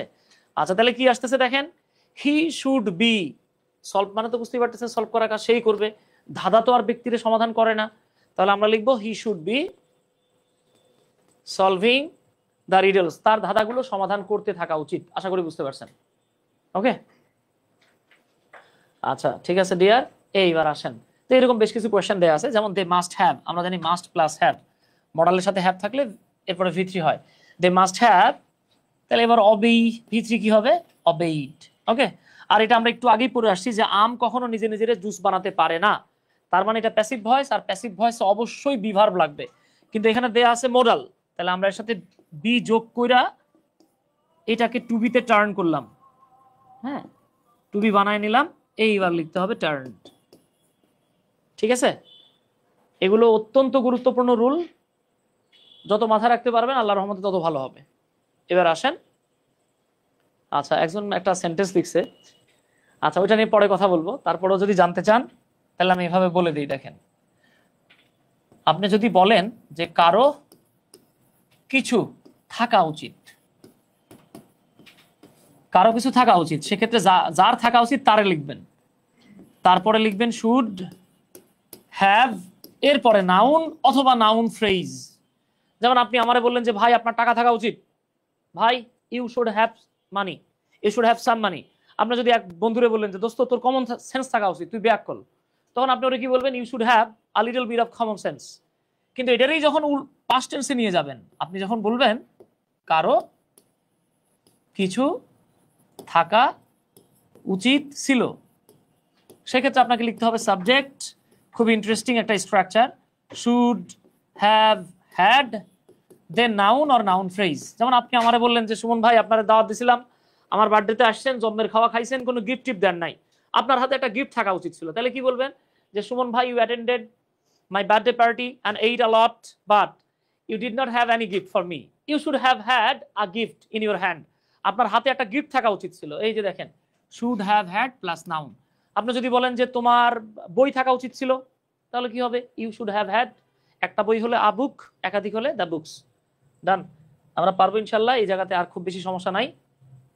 এইবার আসেন, আমরা রুল নাম্বার 9-এ চলে আসছি, 10-এ চলে আসছি, 11-তে চলে আসছি। আপনাদেরকে ছোট্ট করে একটা জিনিস দেখাই, আমরা ছোটবেলা থেকে অনেকবার পড়ে আসছি, আমরা পড়ে আসছি প্রেপোজিশন। হ্যাঁ, রিয়েল প্রোনাউন্সিয়েশন হচ্ছে প্রেপোজিশন। তো আমরা প্রেপোজিশনস পড়ে আসছি, অনেকে অনেক পড়ছি। এখন কাউকে যখন প্রশ্ন করা হয় যে বলো তো 5টা প্রেপোজিশন বলো, তো অনেকে বলতে পারে না। আপনাকে একটা মারাত্মক টেকনিক বলে দিই, আপনি 5টা না সব প্রেপোজিশন বলতে পারবেন। বলার সময় জাস্ট আলফাবেটিক্যালি শুরু করবেন। যেমন এ দিয়ে বললেন, কথার কথা, আমি সব লিখতেছি না, আমি লিখলাম অ্যাবাউট, তারপরে লিখলাম অ্যাবাভ, তারপরে লিখলাম অ্যাট, তারপরে লিখলাম ধরে নেন অ্যালং, তারপরে লিখলাম আফটার। এই যে দেখেন লেখা যায়, আরো লেখা যাবে, অ্যামাং লেখা যাবে, আমি লিখলাম না। এবার বিতে চলে আসেন, beside, by, below, beneath, between, হ্যাঁ এরকম অনেক আছে। একটা ইন্টারেস্টিং প্রেপোজিশন দেখাই, প্রেপোজিশনটা হচ্ছে বারিং। এই বারিং মানে হলো বাবা উইদাউট। আপনি বললেন I love all the subjects, আমি সব সাবজেক্ট পছন্দ করি, বারিং ইংলিশ, ইংলিশ ছাড়া। ওকে, এক্সেপ্টও বলা যায়। হ্যাঁ, আচ্ছা এবার সি দিয়ে কোনো প্রেপোজিশন নাই, ডি দিয়ে আসেন, ডি দিয়ে আছে ডাউন, ডিউরিং, তাই না? আচ্ছা, ই দিয়ে একটা আছে এক্সেপ্ট, এক্সেপ্ট মানে হচ্ছে উইদাউট, এফ ফর, এভাবে আপনি বলতে পারেন। জি নাই এইচ আই, এই যে ইন, আরো আছে ইনটু লিখলাম না, এন্ড ও, এই যে ও দিয়ে on, of, of, over, onto, অনেক আছে। ফি, এ দেখেন ফি দিয়ে হচ্ছে পি, পি আর কি, আপনারা ফি বললাম আমি, পাস্ট। এই পাস্ট প্রেপোজিশনটা অনেকবার পরীক্ষায় আসছে, হ্যাঁ, আপনারা অ্যাডমিশনে গিয়েও পাবেন। আর দিয়ে একটা প্রেপোজিশন আছে রিগার্ডিং, হ্যাঁ, এগুলো হয়তো আপনারা শোনেন না। রিগার্ডিং মানে অ্যাবাউট, যেমন আপনি বললেন I know nothing regarding Suman ভাই, রিগার্ডিং মানে অ্যাবাউট। এস দিয়ে আপনারা পড়ে আসছেন সিন্স, এস দিয়ে মারাত্মক একটা প্রেপোজিশন আছে, এটা হচ্ছে সেভ। এই সেভ মানে হলো উইদাউট। সেভ মানে কি বাবা? উইদাউট। একটা ইন্টারেস্টিং বাক্য লিখি। ধরেন আপনি বলতেছেন we will save all, save the criminal, we will save all, save the criminal. তাহলে এই বাক্যে ফার্স্ট সেভটা হলো ভার্ব, আমরা রক্ষা করব, অল সবাই রে, save, this save means without. বুঝছেন, এগুলো খুব কাব্যিক প্রকাশ করা হয়, চমৎকার ভাবে বলা যায়। এগুলো আপনারা এখন তো ক্লাস 10-এ আছেন, ইন্টার উঠবেন, এরপরে অ্যাডমিশনে গিয়ে দেখবেন এগুলো অহরহ আসতেছে। এটা তো বুঝতে পারতেছেন। So this one is a preposition. খেয়াল করছেন একই অঙ্গে কত রূপ, একই অঙ্গে মেলা রূপ, বুঝতে পারছেন? যেমন দেখবেন সিনেমায় দেখবেন আপনারা, আমি জানি না আপনারা তো ইয়াং জেনারেশন, হ্যাঁ আমি অবশ্য কোচি জেনারেশন, আমিও আপনাদের মতো ইয়াং। দেখবেন আপনারা শাবানা আপার নাম শুনছেন, আর আছে আল মগির। এই আল মগির না কিন্তু, হ্যাঁ আমার ভাই না একবার আমারে বলতেছে স্যার বুঝছেন যে মামা আজকে না আল মগিরের সিনেমা দেখছি। তা আমি জিজ্ঞেস করলাম মামা আল মগির আবার কিডারে? বলে আল মগিরে চিনেন না? পরে সে লিখে দিল, পরে বুঝছি মানে আমার ভাইগনা যেই কাজটা করছে, বেটার নাম আলমগীর, বুঝছেন, আমার ভাইগনা পড়ছে আল মগির। তো এই কাজ আমরাও করি ইংরেজিতে, হ্যাঁ আল মগির না আর কি। তো শাবানা আর আলমগীরের সিনেমায় আপনারা দেখবেন, এক সিনেমায় শাবানা আর আলমগীর হচ্ছে হাজবেন্ড অ্যান্ড ওয়াইফ, কিন্তু পরের সিনেমায় শাবানা বা মানে আলমগীর বাপ, শাবানা ওনার মাইয়া। চিন্তা করছেন, দেখেন সাইয়া কি ঘটনা, এই যে এইরকম আর কি। আরেক সিনেমায় দেখছেন এরা আপন মায়ের পেটের ভাই বোন, খালাতো বোন আর কি। আরেক সিনেমায় দেখবেন দুজনেই আছে কিন্তু কারো কারো দেখা হয় নাই। এই ওয়ার্ড গুলো এরকম অনেক সময় খেলে দেখবেন আপনারা, ট্যাগ কোশ্চেনে এরকম দিয়ে আপনাদের সাথে খেলে দিতে পারে। সো আপনাকে ওয়ার্ড চয়েস গুলো খুব ভালোভাবে বুঝতে হবে, ওকে, আদারওয়াইজ কিন্তু সমস্যায় পড়ে যাবেন। আচ্ছা তাহলে এটা পুছা ফেলালাম বাবা, আমি জাস্ট একটা প্রেপোজিশন লেখার জন্য এত এত ইন্ট্রো দিলাম। এবার চলে আসেন, এরকম অনেক প্রেপোজিশন আছে, আমি একটা লিখতেছি টু, টুটার একটু মোটা বানাই দিলাম, ঠিক আছে, টু। এরকম আরো আছে, অনেক কিছু আছে, আপ আছে। ভি দিয়ে একটা চমৎকার প্রেপোজিশন আছে ভায়া, ভাইয়া না কিন্তু ওই যে পাশের বাসির ভাইয়া যেটা আছে ভাইয়া না, ভায়া মানে মধ্য দিয়ে। যেমন ধরে নেন আমি সাব্বির ভাইয়ের বাসায় দাওয়াত নিব, কিন্তু আমি নিজে চাইতেছি না দাওয়াত নিতে। এই আমার পাশে ওয়াজিদ ভাই আছে, ওয়াজিদরে বললাম যে ভাই দেন তো কোনোভাবে সাব্বিরের বাসায় দাওয়াত নেওয়া যায় নাকি। তো ভাই চামে চামে দাওয়াত নিয়ে নিয়েছে, তখন আমি বলতে পারি যে আমি এই ওয়াজিদ ভাইয়ের মাধ্যমে সাব্বির ভাইয়ের বাসায় দাওয়াত দিলাম। এই মাধ্যমে মানে হচ্ছে ভায়া। অনেক সময় গাড়ির ছাদে লেখা থাকে দেখবেন ভায়া, হ্যাঁ আমি আগে ভাবতাম ভায়া মনে হয় জায়গার নাম। যেমন আপনি বললেন আমি গুলশান হয়ে নোয়াখালী যাব, কথার কথা আর কি, তাহলে আপনি বলবেন I will go to Noakhali via Gulshan. এটার আপনি এভাবে বলতে পারেন I will go to Noakhali crossing Gulshan, হ্যাঁ তো আমরা ক্রসিং এ যাচ্ছি না। আচ্ছা তাহলে এরকম অনেক প্রেপোজিশন আছে বাবা, আমি সবগুলোতে যাইতেছি না। একটা প্রেপোজিশনটা একটু মোটা সোটা করে দিলাম, পিঙ্ক কালার বানাই দিলাম, মেয়েদের ফেভারিট কালার। এরা চায় তেলাপোকাও পিঙ্ক কালারের হোক, অনেকে, সবাই না আর কি। তো এই যে পিঙ্ক কালারের যে প্রেপোজিশনটা দেখতেছেন, এটার নিচে লিখে রাখবেন বেয়াদব প্রেপোজিশন। এটা জন্মের খাটাস, মানে সব প্রেপোজিশনের মধ্যে টুকটাক আদব কায়দা আছে, এটা হচ্ছে জন্মের খাটাস। হ্যাঁ ও আদব কায়দার ধার ধার ধারে না আর কি, মাঝে মাঝে আবার এটাও একটু ভদ্রতা দেখায়। কখন দেখায় সেদিকে আমরা একটু পরে যাচ্ছি আর কি, মানে ঠেলায় পড়লে আর কি। তাহলে সবগুলো প্রেপোজিশন একটা নিয়ম ফলো করে। নিয়মটা হচ্ছে গিয়ে প্রেপোজিশন গুলোর পরে যখনই একটা ভার্ব আসে, এরা তারে আইএনজি যোগ করে নাউন বা জিরান বানায় ফেলে। ব্যতিক্রম হচ্ছে গিয়ে টু, এটা হচ্ছে খাটাস, সে বলে আমি আইএনজি যোগ টোগ নিব না, আমার একই জিনিস চাই, ঠিক আছে, একদম পিওর জিনিস চাই। তখন সবসময় সে কি করে, টু এর পরে ভার্বের বেস ফর্ম নিয়ে নেয়, ওকে। আর কিছু টু আছে, যেমন দেখবেন এই যে এটা হচ্ছে রুল নাম্বার মনে হয় 16-তে আমরা লিখে রাখছিলাম, হ্যাঁ এই যে রুল নাম্বার 16-তে লেখা আছে কিছু টু আছে, এগুলোকে বলা হয় ফ্রেজাল টু। যেমন with a view to, look forward to, adverse to, তারপরে বি, এই বি মানে am is are was were, be accustomed to, get use to, be use to, addicted to, closer to, committed to, object to. এই to গুলোর পরে আবার ING যোগ হয়, তবে নর্মালি টু থাকলে ভার্বের বেস ফর্ম হয়, ঠিক আছে। আচ্ছা, রিফাত বলে পিঙ্ক এখন স্যার মেয়েরাও মানে ছেলেরাও পছন্দ করে। আচ্ছা করুক, কোনো সমস্যা নাই, আসেন ওস্তাদ। তাহলে আমরা এবার ভুল ছেড়ে রুলে চলে আসি। এই হচ্ছে প্রেপোজিশন। আপনি যেটা মাথায় রাখবেন, সাধারণত টু এর পরে ভার্বের বেস ফর্ম হয়। এটার এক্সেপশন বা ব্যতিক্রম হলো রুল 16 দেয়া আছে, আমরা আপাতত এদিকে যাচ্ছি না। অন্যান্য প্রেপোজিশনের পরে কোনো কথা হবে না, কোপাইয়া আইএনজি যোগ করবেন, ঠিক আছে? এরপর আরেকটা রুল আসতেছে, এটা একটু মুখস্থ করে ফেললে বেটার হয়। সেটা হচ্ছে বিং, হ্যাভিং, টু বি। আমি কিন্তু টু বি ভার্ব বলি নাই, টু বি এবং গেট।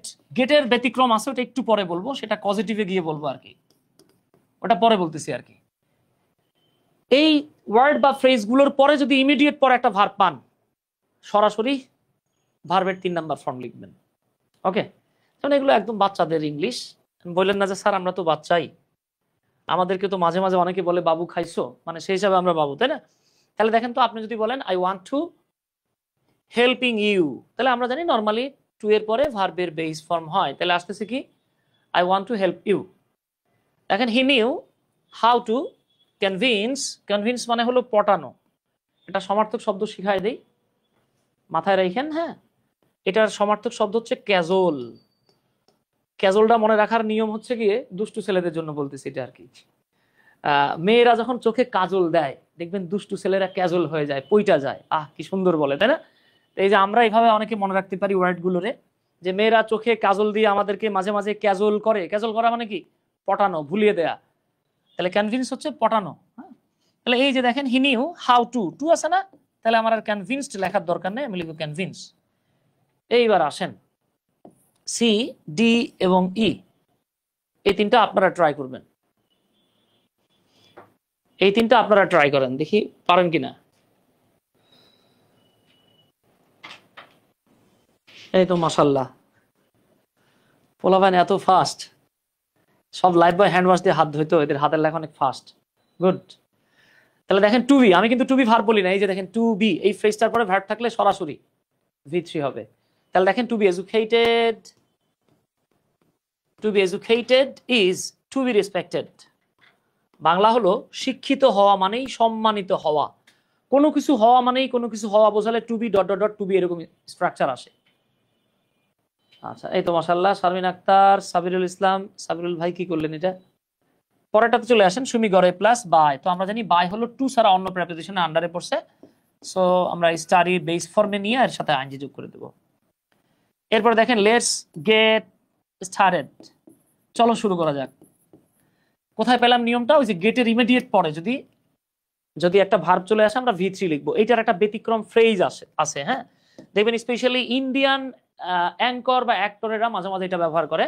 সেটা হচ্ছে লেটস গেট রোলিং। এখন অনেকে এই ফ্রেজ দেখা চিন্তা করতে পারেন, দেখছো এই বুইড়াটা আমার করে ভুল শিখাইছে, গেটের পরে তো রোলিং হইছে। ভাই এটা তো একটা ফ্রেজ, বুঝতে পারছেন তো? ফ্রেজ দেখা তো টেনশন নেওয়া যাবে না। ফ্রেজে পরে আসছেন ক্যাটস অ্যান্ড ডগ, এখন ফ্রেজের বাংলা কি কুত্তা বিলাই বলছেন নিজ জীবনে? তো এক না তো। হ্যাঁ, লেটস গেট রোলিং মানে চলো শুরু করা যাক। আচ্ছা, ওইটা একটা ফ্রেজ, আমরা ওইদিকে যাচ্ছি না। তো সাধারণত গেটের পরে ভার্ব থাকলে V3 হয়। এইবার আমি দেখেছি অধিকাংশ স্টুডেন্টরা এই প্রশ্নটার উত্তর করতে পারে না। আমি দেখি আপনারা উত্তর দক্ষিণ কোন দিকে যান। হ্যাঁ, without is educate none can think of was respect. Sentence একটা, গ্যাপ আছে 4টা। হ্যাঁ, সেন্টেন্স একটা, গ্যাপ আছে 4টা। এই 4টা প্রশ্নের উত্তর এক্ষুনি করে দিতে হবে। Try it.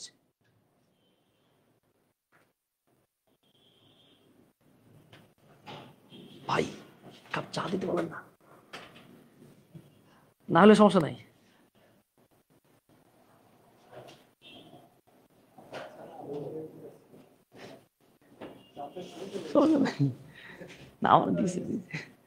এই তো মাশাআল্লাহ, অনেকে লিখতেছে। দেখেন এই যে উইদাউট, আমরা জানি উইদাউটের পরে ভার্ব থাকলে তার সাথে আইএনজি যোগ হয়।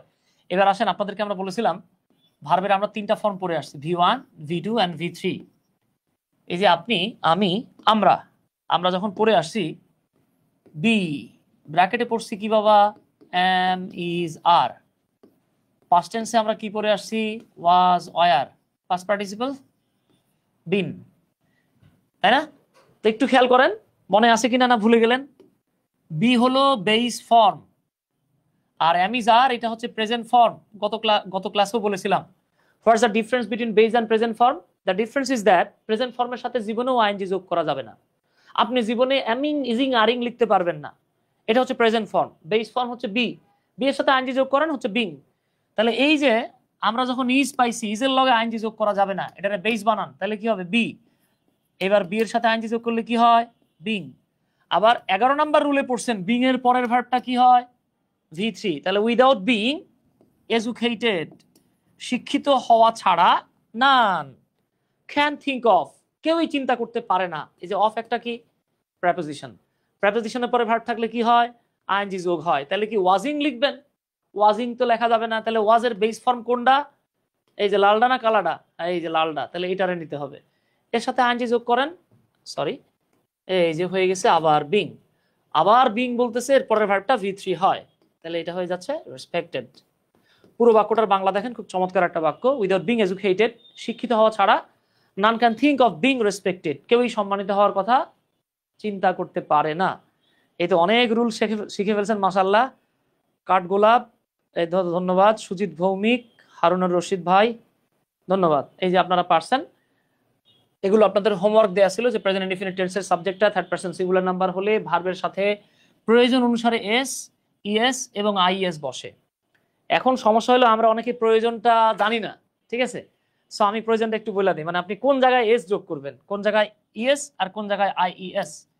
মাথায় রাখবেন, যদি কোনো ভার্বের শেষে সিএইচ পান, ও পান, এস পান, এস এইচ পান, এক্স পান অথবা যদি জেড পান, তাহলে এর সাথে যোগ করতে হবে ইএস। যেমন ক্যাচেস, ম্যাচেস, টিচেস, ও যেমন গো, ডু, এগুলোর সাথে আপনি ইএস যোগ করবেন এস দিয়ে। যেমন কিস বলেন, মিস বলেন, হ্যাঁ এগুলোর সাথে কিসেস, মিসেস। ফিনিশ, এস্টাবলিশ, এগুলোর সাথে ইএস। এক্স, মিক্স, ঠিক আছে, mix, fix, mixes, fixes. Z, Z দিয়ে আমরা যে শব্দটা পাচ্ছি সেটা হচ্ছে বাজ। বাজ মানে হলো একই শব্দ বারবার উচ্চারণ করা। যেই শব্দ বারবার উচ্চারিত হয় তাকে নিয়ে একটা ফ্রেজ আছে, বাজ ওয়ার্ড বলা হয়। যেমন ফেসবুক হলো একটা বাজ ওয়ার্ড, ওয়াইফাই বাজ ওয়ার্ড, এগুলো বারবার বলি আমরা। হ্যাঁ, এই বাজের সাথে যখন যোগ করবেন বাজেস হবে। হ্যাঁ, আচ্ছা মাশাআল্লাহ, এটা তাহলে আপনারা পারবেন। 2 নাম্বার চলে আসেন, যদি কখনো দেখেন কনসোন্যান্ট প্লাস ওয়াই আছে শব্দের শেষে, সেক্ষেত্রে ওয়াই উঠে আইইএস বসে। যেমন ধরেন আমি একটা শব্দ লিখতেছি খ্যারি, এই যে দেখেন ওয়াই এর আগে আর হলো একটা কনসোনেন্ট। আপনারা তো কনসোনেন্ট এন্ড ভাওয়েল এগুলো জানেন, তাই না? তাহলে আমরা এইখানে যখন এস যোগ করতে যাব তখন এটা হবে খ্যারিজ। এই যে ওয়াই উঠা গিয়ে আইএস হয়ে গেছে। তবে আপনারা আবার বললেন না যে সুমন ভাই তাহলে বায়ের ক্ষেত্রে কেন হলো না? ঠিক আছে, আরে বাবা বায়ের ওয়াই এর আগে তো কি আছে, ভাওয়েল আছে না কনসোনেন্ট আছে, এটা জানেনই। আচ্ছা, এই যে দুটো রুল, এর বাহিরে অন্যান্য সব ক্ষেত্রে, হ্যাঁ অন্যান্য সব ক্ষেত্রে ভার্বের সাথে আপনাকে শুধু এস যোগ করতে হবে। ঠিক আছে ডিয়ার, এগুলো আপনারা পারবেন। এটাও আমি বলেছিলাম গতকালকে যে চিরন্তন সত্য, অভ্যাসগত কাজ, রুটিন ওয়ার্ক, হ্যাঁ এগুলো বলা হয়ে গেছে। বর্তমানে কোনো কাজ চলতেছে, এছাড়াও নাও, অ্যাট দিস মোমেন্ট, এই শব্দগুলো এগুলো আপনাকে মুখস্থ করতে হবে। এগুলো সব টিএম টানা মুখস্থ। Now, at this moment, day by day, হ্যাঁ এগুলো থাকলে, sorry now, at this, just now, just, recently, lately, এই শব্দগুলো থাকলে প্রেজেন্ট পারফেক্ট হয়। এটা খুব গুরুত্বপূর্ণ। এই জায়গা থেকে আপনাদের 2025 সালে, হ্যাঁ 2025 সালে আপনাদের ঢাকা বোর্ডে এই জায়গা থেকেই কোশ্চেন আসছে। ভাই রাগ করলেন, তাহলে আরো 4 বার যাবো। তাহলে দেখেন এই যে ইয়েস্টারডে, লাস্ট নাইট, এগো, সিন্স, লং, বিফোর, এই শব্দগুলো থাকলে পাস্ট ইনডেফিনিট টেন্স হয়। এগুলো আমরা জানি, আর এই শব্দগুলো জানতে হয়। না জানলে কি হয়, অনেক সময় কোশ্চেন যদি একটু ক্রিটিক্যাল করে আমরা বিপদে পড়ে যাই। তাহলে আসেন এখন আমরা রুলে চলে যাব। অনেক কথা বলছি আমরা, আর এখানে একটু মাথায় রাখতে হবে, এটাও TM. It is time, it is high time, wish, fancy, এই শব্দগুলো ফ্রেজগুলোর পরে যদি সাবজেক্ট থাকে তাহলে হয় V2, আর সাবজেক্ট না থাকলে আবার রুলটা ডিফারেন্ট। আমি একটু লিখে দিচ্ছি দেখেন। ইট ইজ হাই শব্দটা থাকতেও পারে নাও থাকতে পারে। দেখেন ইট ইজ হাই, এই হাইয়ের পরে টাইম শব্দটা থাকতেও পারে নাও থাকতে পারে। সরি, এই যে হাই শব্দটা নাও থাকতে পারে। যেমন it is time, it is high time থাকলে আপনাকে দুটো স্ট্রাকচার ফলো করতে হবে। কি কি? যদি এরপরে সাবজেক্ট থাকে তাহলে লিখবেন V2, আর যদি এদের পরে সাবজেক্ট না থাকে তাহলে হবে 2 + V1। যেমন দেখেন it is high time we, এই যে দেখেন সাবজেক্ট ছিল বলে স্টার্টেড দ্য জার্নি, জার্নি শুরু করার এখনই সময়। অন্যদিকে দেখেন সি নাম্বার বাক্যে it is time or it is high time, subject নাই, হয়ে গেছে কি বাবা 2 + V1। এই রুলটা আমরা অনেক সময় ভুল করে ফেলে আসি আর কি। তাহলে যাক, আলহামদুলিল্লাহ আপনারা দেখতেছেন, বুঝতেছেন। হ্যাঁ, আচ্ছা, এগুলো সুযোগ পাইলে একটু দেখে নিন, না দেখলেও কোনো সমস্যা নাই। হ্যাঁ, আচ্ছা, এখানে কিছু অ্যাডজেক্টিভ দেয়া আছে, এগুলো অনেক সময় কাজে লাগে। এখন আপনাদেরকে একটা মারাত্মক জায়গা দেখাবো, এখন আপনাদেরকে মারাত্মক একটা জিনিস দেখাবো। এই জায়গা থেকে BCS বলেন, ভার্সিটি অ্যাডমিশন বলেন, ক্যাডেট কলেজ বলেন, বিভিন্ন জায়গায় লট অফ কোয়েশ্চেন্স আসে, এই জায়গা থেকে আসেই। কি আসে দেখেন, এইখানে কিছু ভার্ব দেয়া আছে, যে এই ভার্বগুলোর পরে আরেকটা ভার্ব থাকলে তার সাথে আইএনজি যোগ করতে হয়। সব ক্ষেত্রে কিন্তু এটা মেলে না। তাহলে এটা মনে রাখার একটা উড়াদুরা মারাত্মক টেকনিক শিখায় দেই। মারাত্মক একটা টেকনিক, টেকনিকটা হচ্ছে আপনি এইভাবে মনে রাখবেন, শুরু করা, তারপরে শেষ করা। আজকে বউ ফেয়ার অ্যান্ড লাভলি লুকায় রাখছে, বুঝছেন, হাতের লেখা কম সুন্দর হচ্ছে, হাতে ফেয়ার অ্যান্ড লাভলি কম লাগাইছি আজকে। শুরু করা, শেষ করা, পছন্দ করা আর অপছন্দ করা, এই কথাগুলো বলার জন্য সমার্থক যেই ভার্বগুলো আমরা লিখি, সেই ভার্বগুলোর পরে যদি আরেকটা ভার্ব আসে তার সাথে কোপায় আইএনজি যোগ করবেন। আইএনজি যোগ করার পর এটা জিরান হয়ে যাবে। এখন সবচেয়ে বেশি কাজে লাগে এরকম জিনিস আমি আপনাদেরকে দেখাই দিচ্ছি। যেমন অ্যাভয়েড, অ্যাভয়েড মানে কি শুরু করা, শেষ করা, পছন্দ করা, অপছন্দ করা। হ্যাঁ, মিলা গেছে। সরাসরি না মিললেও আমরা ওই যে গল্প শুনে আসছি না, খাস কাটা খাস কাটা খাস কাটা, এই খাস কাটার মতো। আচ্ছা বলেন তো, আপনি অ্যাভয়েড কারে করেন? যারা বেশি পছন্দ করেন নাকি অপছন্দ করেন? হ্যাঁ, অপছন্দ করলে অথবা পছন্দের মানুষ অপছন্দের কাজ করলে তারা আমরা অ্যাভয়েড করি। এরপরে কনসিডার, কনসিডার মানে বিবেচনা করা। আপনি আমার ভালোবাসলে আমার সাথে বিবেচনা করবেন, কনসিডার করবেন, না বাসলে বলবেন দূর বেটা তুই মর গিয়া। এরপরে দেখেন ডিটেস্ট, ডিটেস্ট মানে প্রচন্ড ঘৃণা করা, যারা দেখলে আপনার থুতু ফেলতে ইচ্ছা করে, ব্যাপক ঘৃণা করেন, এর ইংরেজি হচ্ছে ডিটেস্ট। তারপরে দেখেন কনসিডার দুইবার চলে আসছে। ডিসলাইক মানে অপছন্দ করা সরাসরি। এনজয়, আচ্ছা যে জিনিস আপনি পছন্দ করেন না সেটা এনজয় করতে পারবেন? পারবেন না। তাহলে দেখেন এনজয়। ফিল, আমরা যারা অনেক বেশি ভালোবাসি তারা আমরা ফিল করি, ঠিক আছে। এরপরে ফিয়ার, অপছন্দের জিনিস দেখলে, ভয়ানক জিনিস দেখলে আমরা ফিয়ার করি, ভয় পাই। ফিনিশ মানে শেষ করা, স্টপ শেষ করা, অলরেডি মিলে গেছে গা, খেয়াল করছেন তো। কমপ্লিট মানে সম্পন্ন করা, তার মানে শেষ করা। স্টার্ট মানে শুরু করা, বিগিন মানে শুরু করা, কমেন্স মানে শুরু করা। লাভ ভালোবাসা, দেখেন লাভ পছন্দের সাথে মিলা গেছে, লাইক পছন্দের সাথে মিলা গেছে। মিস, আমরা মিস কারে করি? হ্যাঁ, আমি আমার মিস তো না, মিসেসটা মিস করি আর কি। হ্যাঁ, এরপরে মাইন্ড, যার উপরে মেজাজ খারাপ হয় তার উপরে আপনি মাইন্ড খান, মাইন্ড করেন। এই যে দেখছেন কত ইজিলি মনে রাখা যায়, তাই না? তাহলে এটার জন্য আপনারা আমার অবশ্যই অবশ্যই দোয়া করে দিন আর কি। এরকম চলে আসছেন, দেখেন এই যে মাইন্ড শব্দটা কয়েকবার চলে আসছে। এরকম আর কি। দেখেন রিস্ক, আমরা জীবনে কার লিগা রিস্ক নেই, ঠিক আছে। কার জন্য আমরা রিস্ক নেই ভাই? যারে মারাত্মক ভালোবাসি। আবার যারে মারাত্মক অপছন্দ করি, যে সারে ক্লাস ভালো লাগে না, আপনি চিন্তা করতেছেন দূর, জানের মায়া ত্যাগ করে হলেও কি করে, আমি জানি না আপনারা করেন কিনা। আমরা দেখা গেছে দিয়াল ডিঙায় পালাই গেছি ব্যাগটা রাই, এই যে রিস্ক নিছি ভাই। দেখছেন তো, এই কাজগুলোর পর আরেকটা ভার্ব পেলে কোনো কথা হবে না, কোপায় জিরান দিব, আমরা আইএনজি যোগ করব। হ্যাঁ, এই জায়গা থেকে BCS বলেন, প্রাইমারি বলেন, ভার্সিটি অ্যাডমিশন বলেন, ক্যাডেট কলেজ বলেন, বিভিন্ন জায়গায় প্রশ্ন আসে। এই যে দেখেন দে স্টপড, এই যে দেখেন স্টপ, স্টপ মানে কি থামানো বা শেষ করা। এরপরে রাইট আছে, সো আপনি কি লিখবেন? Writing, done. He never minds, আবার মাইন্ডস চলে আসছে, তাহলে মাইন্ডের পরে কি হবে? এই যে টেকিং, ঠিক আছে। আমি আর বেশি দূরে গেলাম না, অনেক দূরে চলে আসছি। এক ছেলে দোয়া দিল যে ভাই তুই অনেক আগায় যা, এত আগায় যা যেন জীবনে আমাদের কাছে আসতে না পারিস, কারণ তোর কথা শুনলে ভালো লাগে না। তো এরকম দোয়া দেওয়ার দরকার নেই, আমরা অনেক দূরে আগায় আসছি, আমরা আর পিছাবো না ইনশাল্লাহ। তাহলে আসেন আমরা এখন প্র্যাকটিসে চলে যাচ্ছি। হ্যাঁ, এই যে দেখেন আপনাদের আমরা কোয়েশ্চেন গুলো বেশিরভাগ MCQ আকারে নিচ্ছি আর কি। এখানে একটা রুল বলে দিই আপনাদেরকে, এটা মনে রাখলে ভালো, রাখতে পারলে বেটার আর কি। সেটা হচ্ছে ইউজড টু, এরপরে ভার্বের বেস ফর্ম বসে। হ্যাঁ, এটা দিয়ে আমরা সাধারণত অতীত অভ্যাস বোঝাই, অতীতকালের অভ্যাস। আর এটা রুল নাম্বার 1।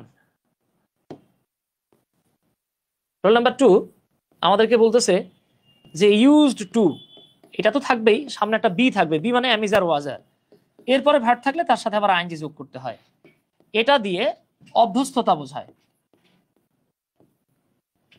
অভ্যস্ততা বোঝায়। তাহলে দেখেন এখানে লেখা আছে হি ইজ ইউজড টু, তাহলে আপনি কি বলবেন? আপনি বলবেন হি ইজ, এই যে be used to, he is used to smoking, তিনি ধূমপানে অভ্যস্ত। পরেরটাতে চলে আসেন, হি ইউজড টু বি নাই স্মোক, তিনি ধূমপান করতেন, এখন আর করে না, ভালো হয়ে গেছে। হ্যাঁ, এইভাবে এইভাবে আমরা ইজিলি কোশ্চেন করতে পারি। হ্যাঁ, তারপরে দেখেন দ্য ইন্টেন্ড, এগুলো আমি লিখে রাখছি, আপনারা একটু দেখলেই পারবেন, এগুলো অবশ্য আপনাদের এত কাজে লাগবে না। হ্যাঁ, কিছু ভার্ব আছে, যেই ভার্বগুলোর পরে আরেকটা ভার্ব আসলে আমরা সাধারণত ইনফিনিটিভ ব্যবহার করি। যেমন ওয়ান্ট, আপনাকে কেউ যদি বলে আই ওয়ান্ট গো, বলো তো এটার রাইট ফর্মস অফ ভার্ব কি হবে? তো আপনি কি বলবেন যে ভাই আই ওয়ান্ট টু গো, আমি যেতে চাই। ঠিক আছে, এখানে কিছু ভার্ব আমি দাগাই দিই, এটা আপনাদের কাজে লাগবে। উইশ, সিম, জীবনে মেলাবার কাজে লাগছে। ট্রাই, প্রসিড, এই কটা পারলে একটু মুখস্থ করে নিন। ইন্টেন্ট হলো এখানে অনেক ইম্পর্টেন্ট একটা ভার্ব, এই যে হ্যাপেন, এর অনেকগুলো শব্দ আছে, এই শব্দগুলো যারা আমার সাথে বলে তুই কি বলতে চাস, what do you mean to say, হ্যাঁ এই যে দেখবেন, হ্যাঁ এই শব্দগুলো মাথায় রাখলে ভালো। আচ্ছা ইনশাল্লাহ, তাহলে আমরা বুঝতে পারতেছি ওই যে ইন্টেন্ট যেটা দেখলাম, ইন্টেন্টের পরে ইনফিনিটিভ হয় টু, এগুলো মুখস্থ করতে না পারলে বিপদে পড়বেন। এবার আসেন 4 নাম্বার, দ্য পার্সেল টুমোরো, আগামীকাল parcel. Delivering, will delivered, will be delivered, will have delivered. তো দেখেন তো পার্সেল কি কখনো নিজে নিজে ডেলিভার করতে পারে? পারে না, তার মানে প্যাসিভ। প্যাসিভ ভয়েস আমাদের কি দরকার? টু বি ভার্ব দরকার। আর আমরা জানি মডালের সাথে আমরা যখন বি যোগ করি সেটা টু বি হয়ে যায়, তাহলে এই যে মডালের সাথে আছে বি, হয়ে গেছে প্যাসিভ। ওকে, এইবার আসেন, অনেক তো আজাইরা ইন্ট্রোডাকশন, এখন আমরা চলে যাব সরাসরি ঢাকা বোর্ড এসএসসি 2025 সালে যে প্রশ্নটা আসছে সেটা সমাধান করার। আসেন আমরা একটু মিলেমিশে করি কাজ। হ্যাঁ,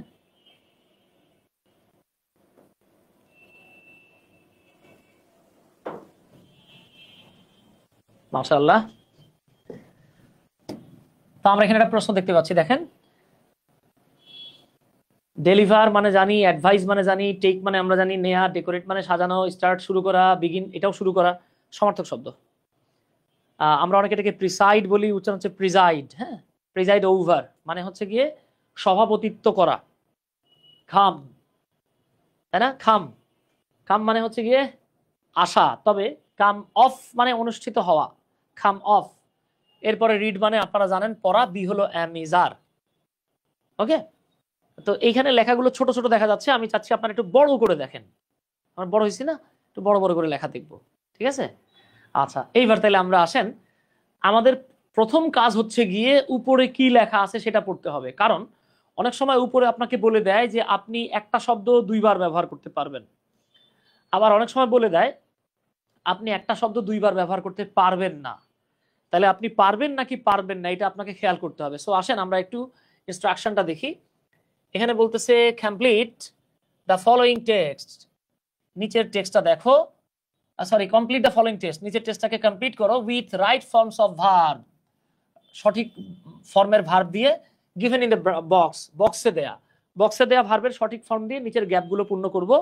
এইবার কি বলতেছে, you can use one verb more than once, তুমি একবারের বেশি ভার্বকে ব্যবহার করতে পারবা। আগে 0.5 থাকতো, এবার আপনাদের সম্ভবত 10 থাকবে এখান থেকে। হ্যাঁ, তাহলে আসেন আমরা একটু সেন্টেন্সটাতে চলে আসি। আমরা সেন্টেন্সটা জাস্ট প্রথমে একটু হালকা দেখে নেব। Our annual prize giving ceremony of yesterday, এই যে কাজ হয়ে গেছে, এই যে বাবা সোনারা দেখেন আমাদের কাজ হয়ে গেছে। ইয়েস্টারডে শব্দটা আমাদেরকে মনে করেন গিট্টু খুলা দিছে, যেহেতু ইয়েস্টারডে পাইছি তার মানে আজকে খেলা হবে। তো বাবা এই যে আমাদেরকে কিছু ফ্রেজ পড়ানো হয়েছিল, আপনাদের মনে আছে? মনে তো থাকার কথা, মন তো ক্লাসে আছে আলহামদুলিল্লাহ, ভুলে যান নাই। এই যে দেখেন আমরা রুল নাম্বার 15-তে পড়ে আসছিলাম, yesterday, last night, long since এগো, এই শব্দগুলো থাকলে পাস্ট ইনডিফিনিট টেন্স হয়, পাস্ট ইনডিফিনিটে ভার্বের পাস্ট ফর্ম বসে। তাহলে এই যে আমার কাজ হয়ে গেছে, তার মানে আমি এখন এই শূন্যস্থানগুলোকে পূর্ণ করতে গেলে পাস্ট ইনডিফিনিট টেন্স ব্যবহার করব। Our annual prize giving ceremony, আমাদের বাৎসরিক পুরস্কার বিতরণী যে অনুষ্ঠান বা বার্ষিক পুরস্কার বিতরণী যে অনুষ্ঠানটা, এইটা দেখেন গতকালকে হয়েছে। আচ্ছা একটা বিষয় বলি, এই যে খাম ভার্বটা কখনো প্যাসিভ হয় না, মাথায় রাখবেন, ঠিক আছে? খাম ভার্বটাকে আপনি কখনো প্যাসিভ বানাইতে পারবেন না, এগুলো অ্যাক্টিভে থাকে। এখন যেহেতু গতকাল দেয়া আছে, এখানে আমি একটু বলি, কাম অফ এগুলোকে ফ্রেজ বলা হয়। হ্যাঁ, এর মানে হলো অনুষ্ঠিত হওয়া, অনুষ্ঠিত হওয়া। তাহলে দেখেন তো ইয়েস্টারডে দেওয়া আছে, আমরা এখানে কি করব, আমরা এখানে লিখব came of our prize giving ceremony came of yesterday।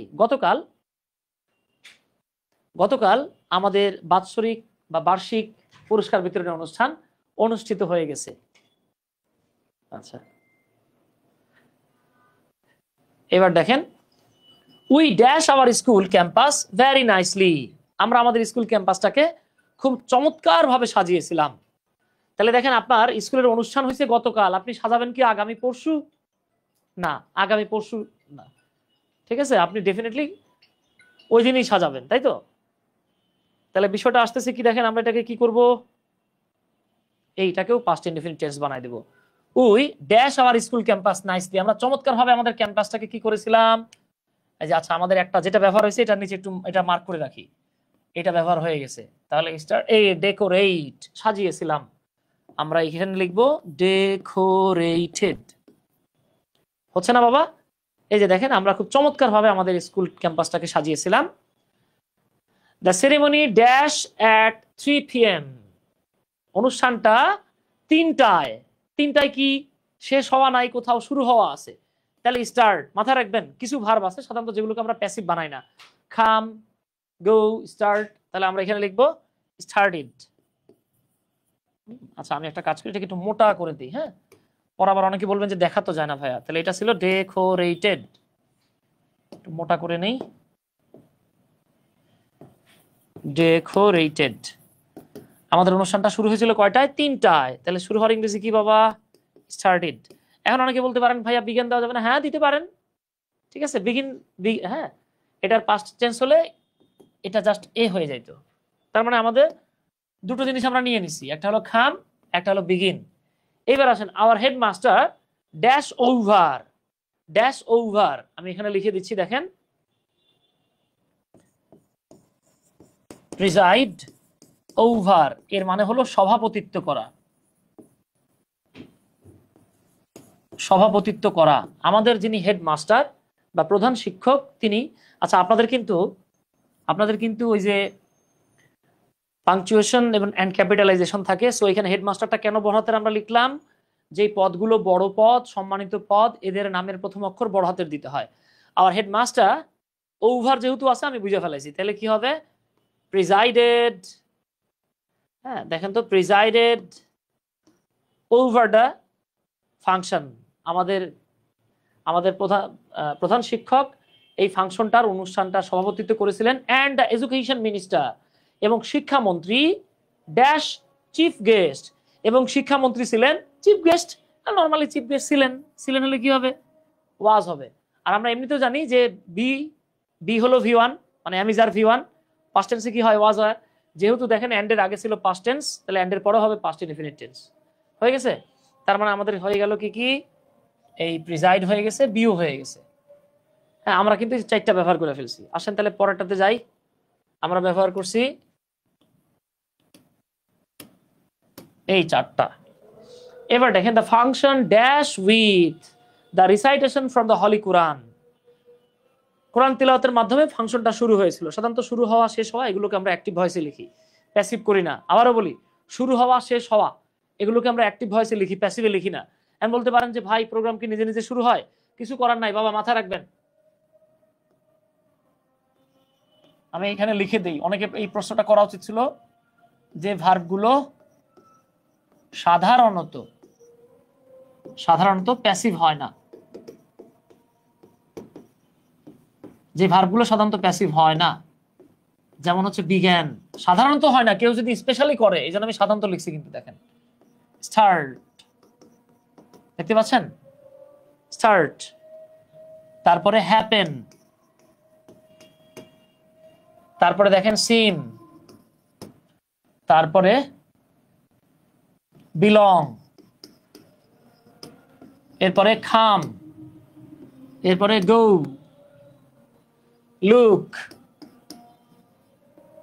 Look মানে দেখানো, দেখাশোনা করলে সেটা আবার হইতে পারে আর কি। হ্যাঁ, আচ্ছা, তাহলে কি হচ্ছে দেখেন, the function began with the recitation from the holy Quran. Quran তিলাওয়াতের মাধ্যমে ফাংশনটা শুরু হয়েছিল। এটাও আমাদের হয়ে গেল। এইবার আসেন, one of our senior teachers, আমাদের একজন সিনিয়র শিক্ষক, dash out, dash out, read out মানে হচ্ছে ঘোষণা করা, রিড মানে পড়া, কিন্তু রিড আউট মানে হচ্ছে ঘোষণা করা। আচ্ছা, তাহলে এবার একটু খেয়াল করেন তো, আওয়ার সিনিয়র টিচার্স, আমাদের যিনি সিনিয়র শিক্ষক ছিলেন তাদের মধ্যে থেকে একজন কি করলেন, ঘোষণা করলেন। তাহলে রিড, আমরা অনেকে এইভাবে পড়ে আসছি রিড রিড রিড, কিন্তু না, রিড রেড রেড, পাস্ট এবং পাস্ট পার্টিসিপল ফর্মে গেলে এটার উচ্চারণটা রেড হয়ে যায়। আমার কথা বিলিভ না হলে, এখন তো গুগলের যুগ, বগলে সার্চ দেওয়া লাগে না, গুগলে সার্চ দিলেই হয়। ঠিক আছে, বগলে বলতে মানে বগলের নিচে থাকা বইয়ের কথা বলছি আর কি। হ্যাঁ, আচ্ছা, the honourable chief guest dash a brief encouraging speech. ও ডেকোরেটটাও তো আমরা ব্যবহার করছিলাম, তাই না? ডেকোরেটও ব্যবহার করে ফেলছি। আচ্ছা, তাহলে দেখেন, স্পিচ সাধারণত মানুষ কি করে, অ্যাডভাইস করে, টেক করে, নাকি ডেলিভার করে? মানুষ সাধারণত স্পিচ ডেলিভার করে। তাহলে আমরা কি বলবো দেখেন, পুরো ঘটনাটা ইয়েস্টারডে থাকার কারণে পাস্ট টেন্সে চলে গেছে। The honourable chief guest delivered a brief encouraging speech.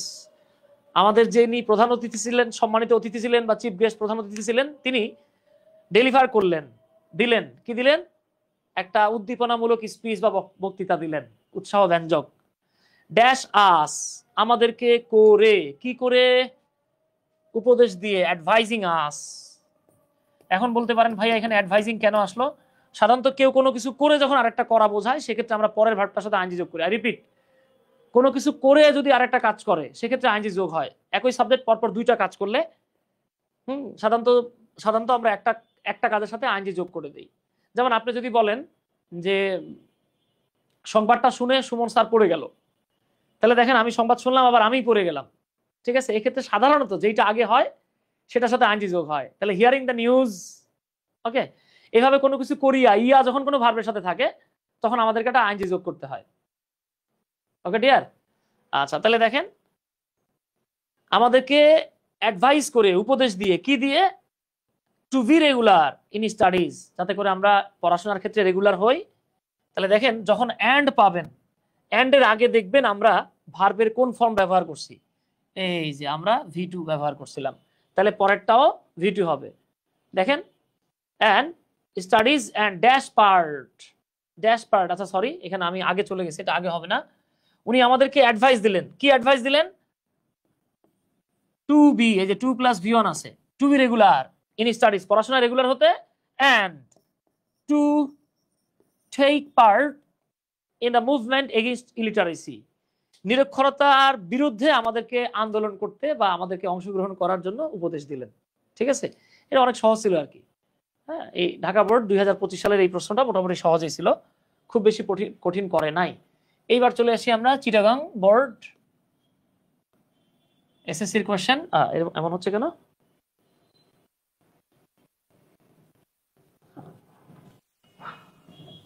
আচ্ছা, আমরা এবার চিটাগাং বোর্ডের এই প্রশ্নটা দেখব। আসেন,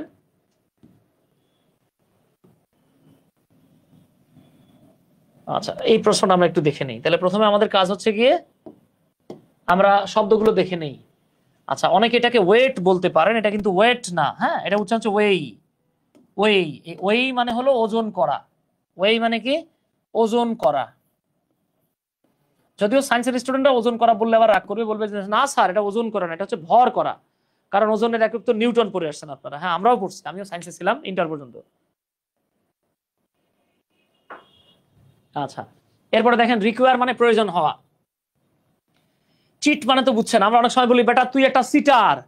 সিটার বলতে ইংরেজিতে কোনো শব্দ নাই। ঠিক আছে, আপনি ওই চিট মানে ভার্ব হলেও চিট, নাউন হলেও চিট। আপনি বলতে পারেন দোস্ত তুই একটা সিট, সিটার না, কিন্তু চিটার বলতে কোনো শব্দ নাই। আমরা আবার বলি আমার কোচার তো খুব ভালো, কোচার না, এটা হচ্ছে কোচ। হ্যাঁ, আচ্ছা, বার্গেইন মানে হলো দর কষাকষি করা।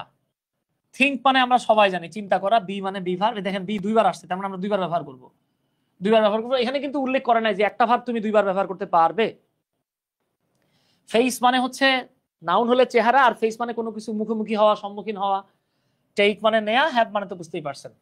তাহলে আসেন আমরা একটু এই প্রশ্নটার উত্তর করতে পারি কিনা এখানে লেখাগুলো ছোট দেখতে পাচ্ছেন, আপনাদের সুবিধার্থে আমি এটাকে মোটা মোটা বানাই দিছি আর কি।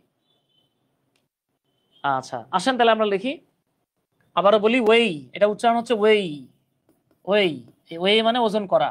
এটা পাস্ট পার্টিসিপল ফর্ম বা পাস্ট ফর্ম বানালে এটা ইডি যোগ হবে, ওয়েইড হবে। হ্যাঁ, এখন লাগে কিনা আমরা তা একটু দেখে নেই।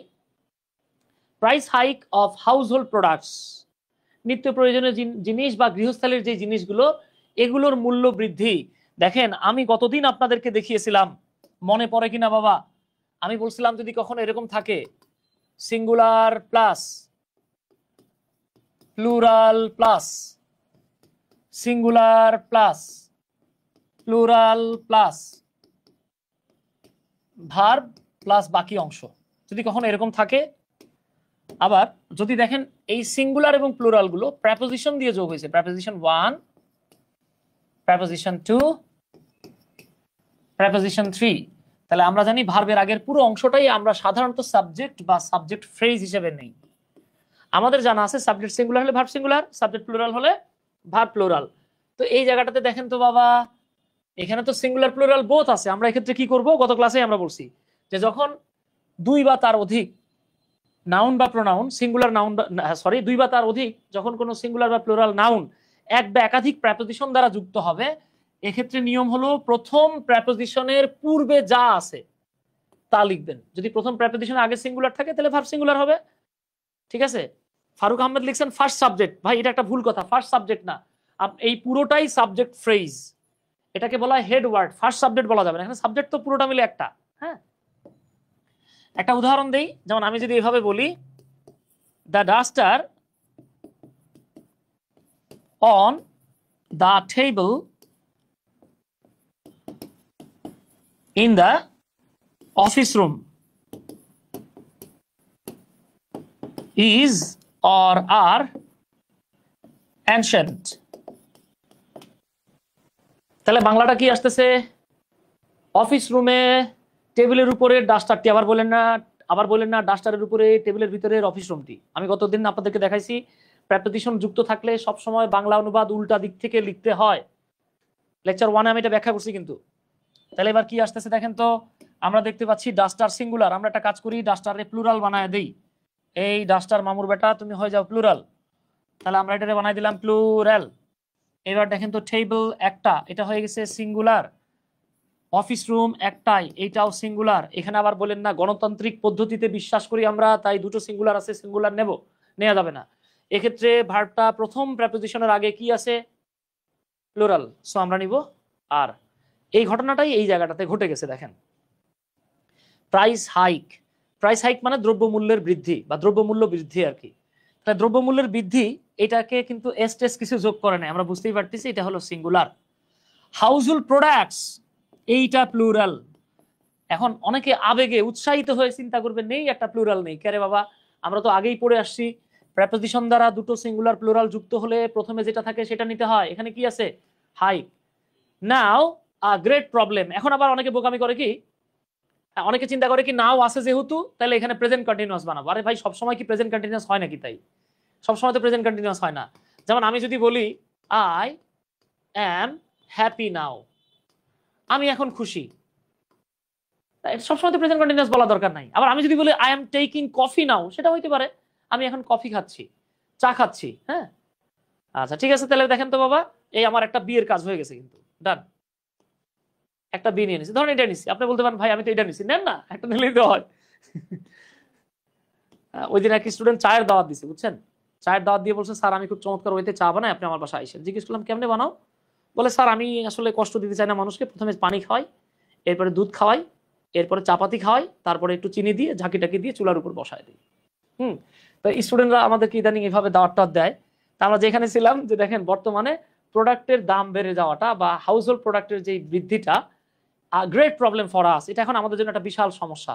এভরিডেই, প্রতিদিন, এটা টাইপিং মিস্টেক, মানে এটা আমার মিস্টেক না, এই এভরিডে জীবনে ওইভাবে লেখা যাবে না, এটাকে লিখতে হবে এভরি স্পেস ডেই। ওকে, এই এভরিডে কখনো লেখা যায় না, এটা লিখতে গেলে এরপর একটা নাউন থাকা আবশ্যক। আচ্ছা তাহলে দেখেন এভরিডে আমরা এমনিতে অবশ্য পড়ে আসছি যে এভরিডে, সামটাইমস, রেগুলারলি, মনে আছে নাকি মনে করাই দিব? 12 নাম্বার রুল। অনেকের নামই এভরিডে ভাই, এটা ঠিক আছে। হ্যাঁ হ্যাঁ হ্যাঁ হ্যাঁ, এই যে এই যে দেখেন, এই যে দেখেন ভাই বলতেছে অনেকের নাম থাকে এভরিডে, হ্যাঁ এরকমও হয়। তাহলে দেখেন যদি চিরন্তন সত্য হয়, এছাড়াও এই যে আমরা পড়ে আসছি এভরিডেই, সামটাইমস, রেগুলারলি, ডেইলি, এই শব্দগুলো থাকলে প্রেজেন্ট ইনডিফিনিট টেন্স নিতে হয়।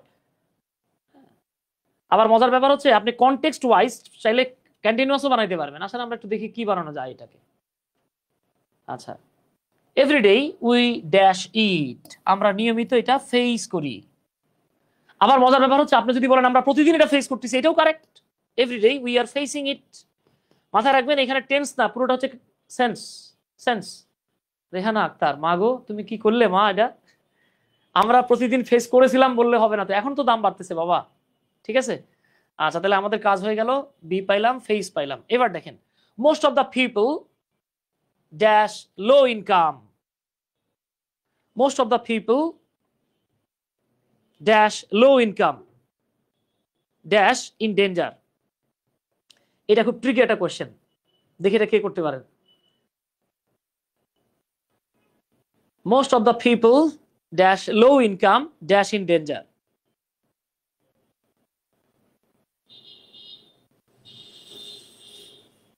এই প্রশ্নটার উত্তর করে দেন তো দেখি। এটা একটা ট্রিকি কোশ্চেন, দেখি এখানে একটা মারাত্মক ব্যাখ্যা আছে, আমি ব্যাখ্যাটা দেবো। Most of the people, quickly করার চেষ্টা করবেন। হ্যাঁ,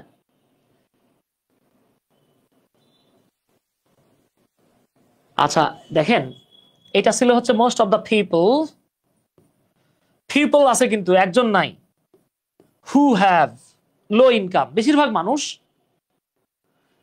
মানুষ যাদের ইনকাম কম রয়েছে তারা আর ইন ডেঞ্জার, তারা বিপদে আছে। এখন আপনাকে গ্যাপ দিয়েছে right forms of verb, right forms of ভার্বের গ্যাপে কখনো আপনি হু, হুম, হুজ লিখতে পারবেন না। এম ইজ আর লিখতে পারতেন। যখন আপনি এই এম ইজ আর ওয়াজ আর উঠাই দিবেন তখন অ্যাক্টিভ ভয়েস হলে আপনাকে ভার্বের সাথে আইএনজি যোগ করতে হবে। এটা হয়ে যাবে, আমি পুরোটা আপনাকে দেখাই। এটা ছিল হু হ্যাভ, এইখানে হুটা উঠে যাবে, হ্যাভের সাথে আইএনজি যোগ হয়ে যাবে। হ্যাঁ, এটা একটা মারাত্মক ব্যাখ্যা আছে, আমি সিম্পল কমপ্লেক্স কম্পাউন্ডে এই ব্যাখ্যাটা আপনাদেরকে একদম ধরে ধরে দেখাবো। হ্যাঁ, সেটা হচ্ছে দেখেন পুরো একটা সেন্টেন্সে সাবজেক্ট যখন একটা থাকে কিন্তু ফাইনাইট ভার্ব দুটো দেয়া থাকে, তখন আপনাকে একটা ফাইনাইট ভার্বকে নন ফাইনাইট বানাতে হবে। সো আমরা এটাকে নন ফাইনাইট বানিয়ে নিলাম, এইখানে নিলাম finite verb. They dash of purchasing meat and fish as they dash. এটা একটু ট্রাই করি আমরা, দেখি পারি কিনা, একটু ট্রাই করি তো দেখি এটা পারি কিনা। দে ড্যাশ অফ, বলেন তো এখানে পারচেজিং এর সাথে আইএনজি যোগ কেন হলো? কারণ প্রিপোজিশনের পরে ভার্ব থাকলে আইএনজি যোগ হয়। এই যে আমরা সহজে নিতে পারি, থিংক অফ, তারা চিন্তা করে বা তাদেরকে চিন্তা করতে হয়। পারচেজিং মিট অ্যান্ড ফিশ, দেখছেন, অ্যাজ দে, এন্ড কোনটা নিতে পারি আমরা দেখেন তো, require, wait, eat, as they require. হ্যাঁ, আমরা আপাতত রিকোয়ার দিয়ে চালাই, যদি না হয় প্রয়োজন আরেকটা ভার্ব নিব। দেখেন যেমনটা যতটুকু তাদের দরকার হয়, যে মাছ এবং মাংস এটা কিনতে গেলে তাদেরকে থিঙ্ক করতে হয় বা তারা থিঙ্ক করে। ঠিক আছে, আবার আপনি এভাবে বলতে পারেন they can not think of purchasing meat and fish. তারা, খেয়াল করছেন, ক্যান নট কিন্তু একসাথে লিখতে হয়, স্পেস দেওয়া যায় না। They can not think of purchasing meat and fish as they require. তাদের যে মাছ মাংস রিকোয়ার বা প্রয়োজন হয় সেটা কিনতে গেলে তাদেরকে চিন্তা করতে হয়। আবার দেখেন তাদেরকে চিন্তা করতে হয়, চিন্তা না করে কিনতে পারতে, ভাই আমি কেমনে কিনবো। আবার খেয়াল করেন কিন্তু এটা দুই দিক থেকে, এটাকে আপনি অ্যাফার্মেটিভ নিলেও মিনিং দিচ্ছে একরকম, আবার নেগেটিভ দিলেও মিনিং দিচ্ছে একরকম। কিন্তু দেখেন তাদেরকে চিন্তা করতে হয় মাছ মাংস কেনার সময়, একটা কি তারা মাছ মাংস কেনার কথা চিন্তাও করতে পারে না। দেখছেন তো খেয়াল করে। হ্যাঁ, আচ্ছা, কিছু কিছু শব্দ আছে দেখবেন এগুলোকে উল্টে দেন পাল্টে দেন মিনিং একরকম হয়। যেমন আমি একটা বাক্য আপনাদেরকে দেখাই। আপনি যদি এভাবে বলেন I love to hate you, মজার ব্যাপার হচ্ছে লাভের পরে কিন্তু আমি হেটিংও লিখতে পারতাম, আই লাভ হেটিং ইউ, আমি তোমার ঘৃণা করতে ভালোবাসি। আবার আপনি যদি বলেন I hate to love you, এবার কি দেখেন, আমি তোমার ভালোবাসতে ঘৃণা করি, মানে কি তোরা ঘৃণা করতে ভালো লাগে। ওই ঘুরে ফিরে দেখছেন তো দুটার মিনিং কিন্তু এক। হ্যাঁ দেখছেন, দুটো অপোজিট জিনিস লিখছেন কিন্তু মিনিং এক হয়ে গেছে। এটা ইংরেজির একটা খেলা। আচ্ছা, এরকম একটা ট্রান্সলেশন নিয়ে আমি কয়েকদিন আগে ক্লাস দিয়েছি, সময় সুযোগ থাকলে দেখে নিন। আচ্ছা, কইছিলাম আমরা? আচ্ছা দেখছেন তো, তাহলে খেয়াল করেন দুটোই কিন্তু কারেক্ট। আবার বলে না ছাত্র ভুল কইছে। ভুল কেমনে দেখেন, ওই যে তাদেরকে চিন্তা করতে হয় মাছ মাংস কেনার সময় যেগুলো তাদের দরকার, আবার তারা মাছ মাংস কেনার কথা চিন্তাও করতে পারে না যেটা তাদের দরকার। Both sided meaning same. আচ্ছা, এবার আসি আমরা পরের লাইনে কি বলা হচ্ছে দেখেন। কই গেল? We are to we are two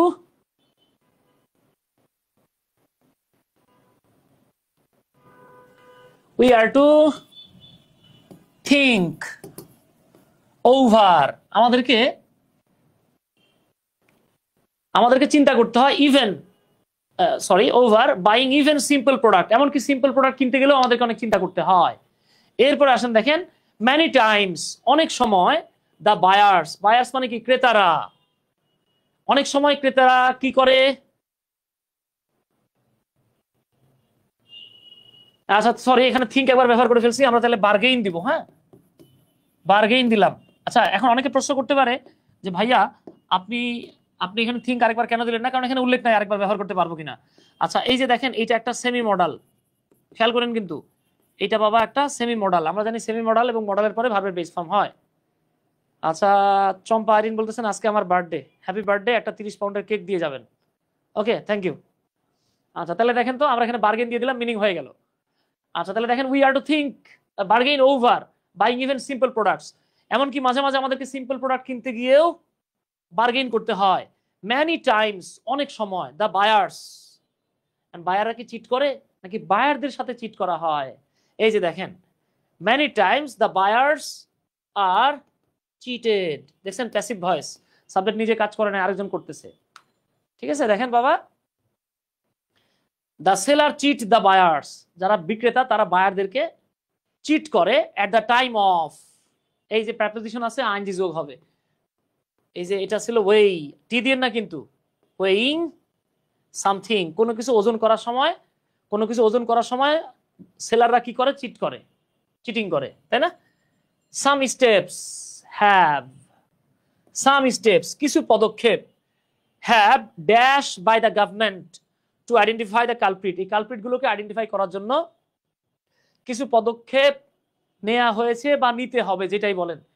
এখন দেখেন তো, পদক্ষেপ নিজে নিজে নিতে পারে না। তাহলে এখানে যেহেতু হ্যাভ আছে, বিভার্ব বানাতে চাইলে আপনি এটাকে দুটো ওয়েতে বানাইতে পারেন। এক, হ্যাভ তো দেয়াই আছে, আপনি বানাতে পারেন হ্যাভ বিন টেকেন, যে টেকটা বাদ ছিল আমাদের। অথবা আপনি লিখতে পারেন হ্যাভ তো দেয়াই আছে to, have to be taken. কারণ আমরা জানি হ্যাভ টু এটা হলো মডাল বা সেমি মডাল, এর সাথে আপনি যখন বি যোগ করবেন এটা কি হয়ে যাবে? টু বি ভার্ব হয়ে যাবে। দেখেন যেইভাবে আপনি কাউন্ট করেন, এটা ছিল সেমি মডাল, আমরা জানি মডাল বা সেমি মডালের সাথে বি যোগ করলে টু বি ভার্ব হয়। যেভাবে আপনি করেন দেখেন, আপনি বলতে পারেন হ্যাভ টু বি টেকেন অথবা have been taken by the government, সরকারের দ্বারা নেওয়া হয়েছে কালপ্রিটদেরকে চিহ্নিত করতে। ওকে, আশা করি ইনশাআল্লাহ বুঝতে পারতেছেন। আচ্ছা, অনেকে দেখলাম খুব হাঁপায় গেছেন। চম্পা আক্তার বলছেন স্যার আমার নাম জুই। আচ্ছা আচ্ছা, ধন্যবাদ জুই। তাহলে চলে আসি আমরা আর একটা প্রশ্ন চলে আসছি আমরা। এইটা সিলেট বোর্ডে আসছে 2025 সালে। দেখেন, সেলফ কন্ট্রোল, আত্মনিয়ন্ত্রণ, তাই তো? Self control. ড্যামেজ মানে আমরা জানি ক্ষতি করা, ওভারকাম মানে কি? কোনো কিছু পার করে আসা, পেরিয়ে আসা, হ্যাঁ, নির্মূল করা, যেটাই বলেন। রিজাল্ট, হ্যাঁ আমরা রেজাল্ট বলি, উচ্চারণ হচ্ছে রিজাল্ট। হ্যাঁ, রেজাল্টও বলতে পারেন ইন্ডিয়ান স্টাইলে আর কি। রেজাল্ট ইন মানে হচ্ছে পরিণত হওয়া, পর্যবসিত হওয়া। এটা ব্রেড আসলো কেন? এটা হচ্ছে ব্রিড হবে। হ্যাঁ, টাইপিং মিস্টেক হয়ে গেছে, এটা ব্রেড হয়ে গেছে। হ্যাঁ, ব্রেড মানে হচ্ছে রুটি, ব্রেড না, এটা ব্রিড হবে, ব্রিড। ব্রিড মানে হলো জন্ম দেয়া। ব্রিডিং আমরা শুনে আসছি না, ব্রিডিং, ব্লিডিং না কিন্তু, আবার ব্রিড।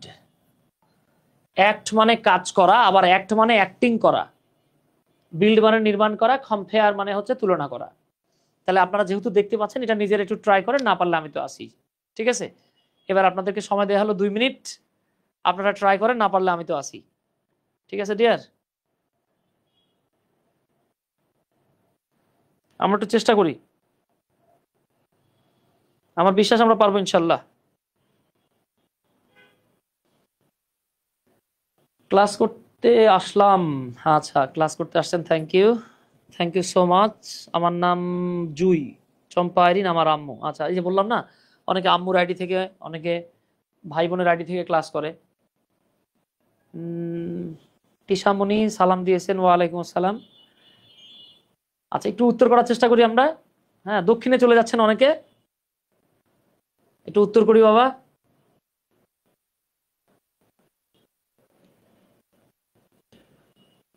হ্যাঁ, গতদিন আমি যখন রুল পড়াচ্ছিলাম আপনারা বলতেছিলেন স্যার প্র্যাকটিস করান, প্র্যাকটিস করান।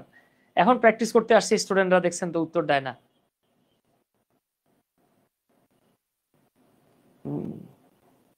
স্যার সিমিলার মিনিং এর ওয়ার্ড গুলো কোনটা কোথায় বসে কিভাবে বুঝবো? এটা আসলে বোঝার বেশ কিছু টেকনিকও আছে, আবার কিছু জিনিস বুঝতে গেলে আবার বেশি বোঝা হয়ে যেতে পারে। বুঝতে পারছেন তো বাবা? বইতে ব্রেড দিছে। স্যার ভিডিও ক্লিয়ার নাই, কি বলে ইন্নালিল্লাহ, ভিডিও তো ক্লিয়ার রে বাবা। আপনি বলেন স্যার আমার নেটওয়ার্ক মনে হয় ক্লিয়ার না। আচ্ছা, আমি একটু চেক করি, ভিডিও ক্লিয়ার হবে না কেন? আরে বাবা, ভিডিও তো মারাত্মক দুর্দান্ত ক্লিয়ার। আচ্ছা, স্যার কেমন আছেন? আলহামদুলিল্লাহ। এই যে আমাদের এক ভাই লিখছে ইজ কনসিডার্ড। আচ্ছা দেখেন, self control is considered, self কন্ট্রোলকে বিবেচনা করা হয়। খেয়াল করছেন, এটাও কিন্তু প্যাসিভ ভয়েসে আছে। সেলফ কন্ট্রোল বা আত্মনিয়ন্ত্রণ কিন্তু নিজে নিজেরই কখনো বিবেচনা করে না, এটাকে বিবেচনা করা হয়। আর অনেকে বলতে পারে অ্যাজ দিলেন না কেন, কনসিডারের পরে কখনো অ্যাজ দেয়া যায় না। ঠিক আছে? আচ্ছা, অ্যাজ দেয়া যায় না। এই যে অনেকে উত্তর লিখতেছেন, ধন্যবাদ। লেখেন, আর দুই একটা করে লেখেন। স্যার অনেক সুন্দর করে পড়ান, ধন্যবাদ ভাইজান। একটু লিখে দেন প্লিজ, কুইকলি। 1 মিনিট সময় দিলাম, সবাই চেষ্টা করবেন লেখার, সবাই চেষ্টা করবেন।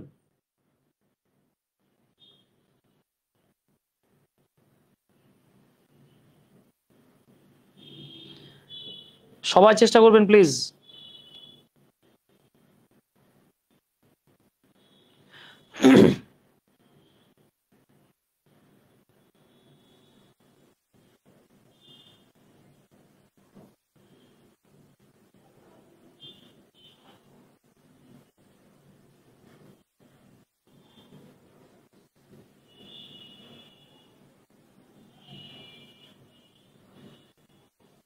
Quickly quickly quickly.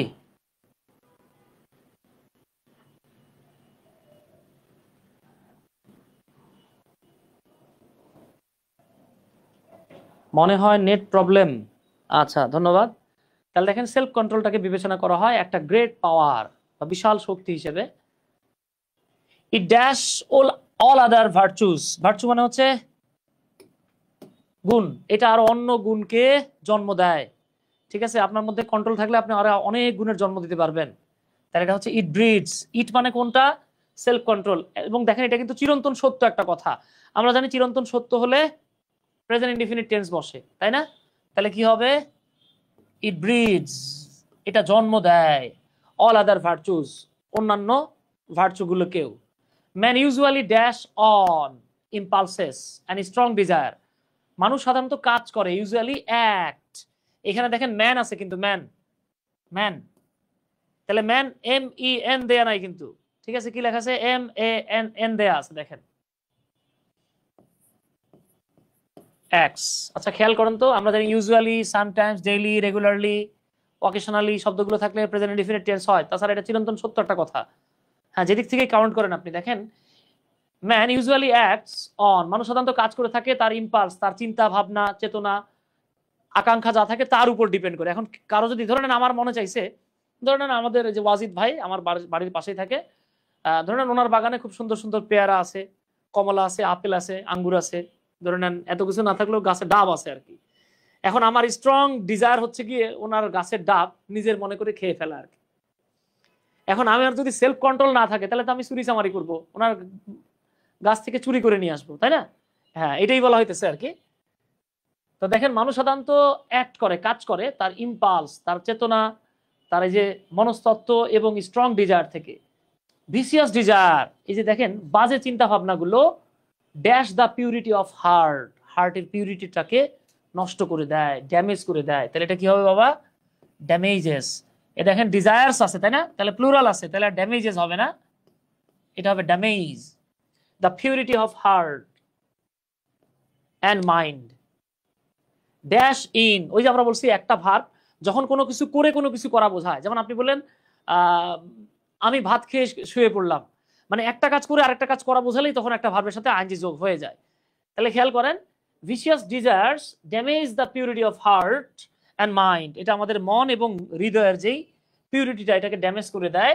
Dash in, এই যে রিজল্ট ইন, এখন রিজল্ট ইন লেখা যাবে না, এটাকে আইএনজি যোগ করতে হবে, resulting in the degeneration of human nature, যে মানুষের যে নেচারটা এটাকে পর্যবসিত করে দেয়, ডিজেনারেশন মানে একদম খুব খারাপ অবস্থা করে দিচ্ছে, ঠিক আছে। It dash self control, be আছে নাকি দেখেন তো, এই যে চলে আসছে is, it is self control, এটা হলো আত্মনিয়ন্ত্রণ। That can help a man, যেটা একটা মানুষকে হেল্প করতে পারে। Dash up, dash up, dash up, এই যে রাইজ আপ, রাইজ আপ মানে উপরে ওঠা, জেগে ওঠা। আচ্ছা এইখানে একটা বিষয় একটু বলি, হেল্পের পরে সাধারণত যদি কোনো ব্যক্তি অথবা বস্তু থাকে তাহলে এর পরে বেটার হচ্ছে গিয়ে আপনি ভার্বের 1 নাম্বার ফর্ম লিখবেন, চাইলে আপনি 2+V1ও লিখতে পারেন। আমি একটা উদাহরণ দেই, যেমন ধরে নেন আমি লিখলাম he helped me do it, সে আমাকে এটা করতে সাহায্য করলো, অথবা he help me to do it, সে আমাকে এটা করতে সাহায্য করলো, যে কোনো একটা লিখতে পারেন। তাহলে এখানে যেহেতু হেল্প আছে, খেয়াল করছেন, ইট ইজ সেলফ কন্ট্রোল, এটা হচ্ছে আত্মনিয়ন্ত্রণ বা একমাত্র আত্মনিয়ন্ত্রণই। এই দেখেন ইট, ইট বলতে সেলফ কন্ট্রোলে বোঝাচ্ছে, তাই আমি এখানে ইজ লিখছি, কিন্তু হ্যাঁ এই রেজাল্টস হবে না, রেজাল্টিং ইন, কারণ এই আমরা একবার তো ভার্ব লিখে ফেলছি, ঠিক আছে। আচ্ছা মুস্তাকিম ভাই বলতেছেন এখানে ক্লাস করতেছি কিন্তু কমেন্ট করতেছি না, আচ্ছা ধন্যবাদ। এটা একটা মানুষকে সাহায্য করে, টু রাইজ, এখানে টুটা দিতে পারেন, দিলেও চলবে না দিলেও চলবে। To rise up a pure character, একটা পিওর ক্যারেক্টার রাইজ করার জন্য, which is very essential to dash above, এই যে টু, আমরা জানি টু এর পরে ভার্বের কি হয়, বেস ফর্ম হয়। To dash above the level of inhumanity, ইনহিউম্যানিটির লেভেলটা থেকে ওভারকাম করতে, তাহলে ওভারকাম, ওভারকাম শব্দটা আসছে, তো আমরা এখানে লিখে দিলাম টু ওভারকাম, আমরা ইনহিউম্যানিটির যে লেভেলটা এইটাকে ওভারকাম করে পিওর ক্যারেক্টার নিতে পারি, তাই তো। এই তো মাশাআল্লাহ। এইবার আসেন, nothing can dash to self control, self কন্ট্রোলের সাথে কোনো কিছুকেই কম্পেয়ার করা যাবে না। এখন নাথিং মানে কোনো কিছু, কোনো কিছু কি নিজে নিজেরে কম্পেয়ার করবে, করবে না, প্যাসিভ ভয়েস, তাহলে আপনি এখানে একটা বি আনতে হবে আপনাকে। খেয়াল করেন, নাথিং ক্যান বি কম্পেয়ার্ড, কোনো কিছুকেই কম্পেয়ার করা যাবে না টু সেলফ কন্ট্রোল, সেলফ কন্ট্রোলের সাথে। To dash humanity, to dash inhumanity, কি হবে বলেন তো কুইকলি।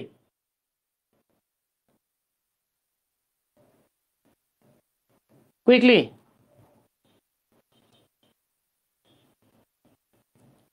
তাড়াতাড়ি ট্রাই করেন। আচ্ছা মাশাআল্লাহ অনেকে উত্তর করতেছেন, আমরা একটু উত্তরগুলো দেখি কে কি করলেন।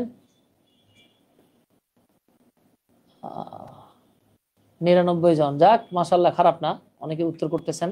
সাধারণত প্র্যাকটিস সেশনে আসলে স্টুডেন্টের সংখ্যা কমে যায়, বুঝছেন, এটা খুব দুঃখ লাগে তো। আচ্ছা আল্লাহ আল্লাহ, এক একজন এক একটা, যেটা গ্যাপে নাই সেটাও লিখছেন। শেষ হবে কখন? এই যে একটু পরেই শেষ হয়ে যাবে, ঠিক আছে। ইন্নালিল্লাহ, সো তাই everybody dash, so everybody should try,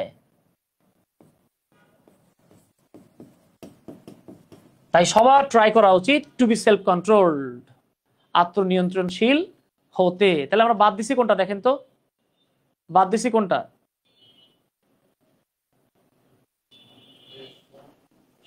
আমরা একটা বাদ দিয়ে আসছি, সেটা কোনটা,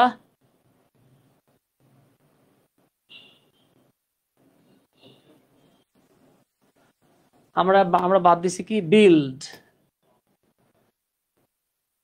না এখানে সম্ভবত একটা ওয়ার্ড বাদ গেছে, হ্যাঁ এই জন্য মিলতেছে না। আচ্ছা যাই হোক, এখানে কোন একটা ওয়ার্ড আমি বাদ দিয়ে দিছি। Build up, build up, build up, build up, build up, এক জায়গায় আপ ছিল, কোথায় আপ, গ্যাপে আপ কোথায়, না না না না, একটা গ্যাপই তো থেকে গেল, এক্সট্রা থাকবে কেমনে? এই বিল্ড আপ ইনহিউম্যানিটি কেমনে হয়? ইনহিউম্যানিটি আমরা বিল্ড আপ করবো, এখানে কোনো একটা ওয়ার্ডে ঝামেলা হয়ে গেছে, ঠিক আছে? এভরিবডি ট্রাই যদি বলেন, সবাই চেষ্টা করে না তো, সবার চেষ্টা করা উচিত, সবার চেষ্টা করা উচিত। সরি সরি, এইটা হবে বিল্ড আপ, রাইজ আপ না।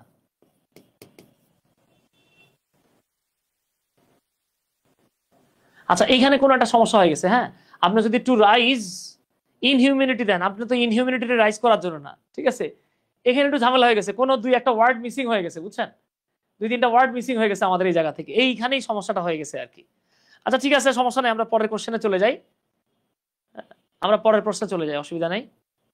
আচ্ছা, এরপরে লাস্ট কোয়েশ্চেন, এরপরে লাস্ট কোয়েশ্চেন। আচ্ছা, ওইখানে দুই চারটা শব্দ হয়তো আমার টাইপিং মিস্টেক হয়ে গেছে আর কি, মিস্টেকটা করার কারণে লাস্টে একটা মিলতেছে না, তা নাহলে মিনিং আসতেছে না। আচ্ছা, এইটা আপনাদের হোমওয়ার্ক দিয়ে দিই আমি।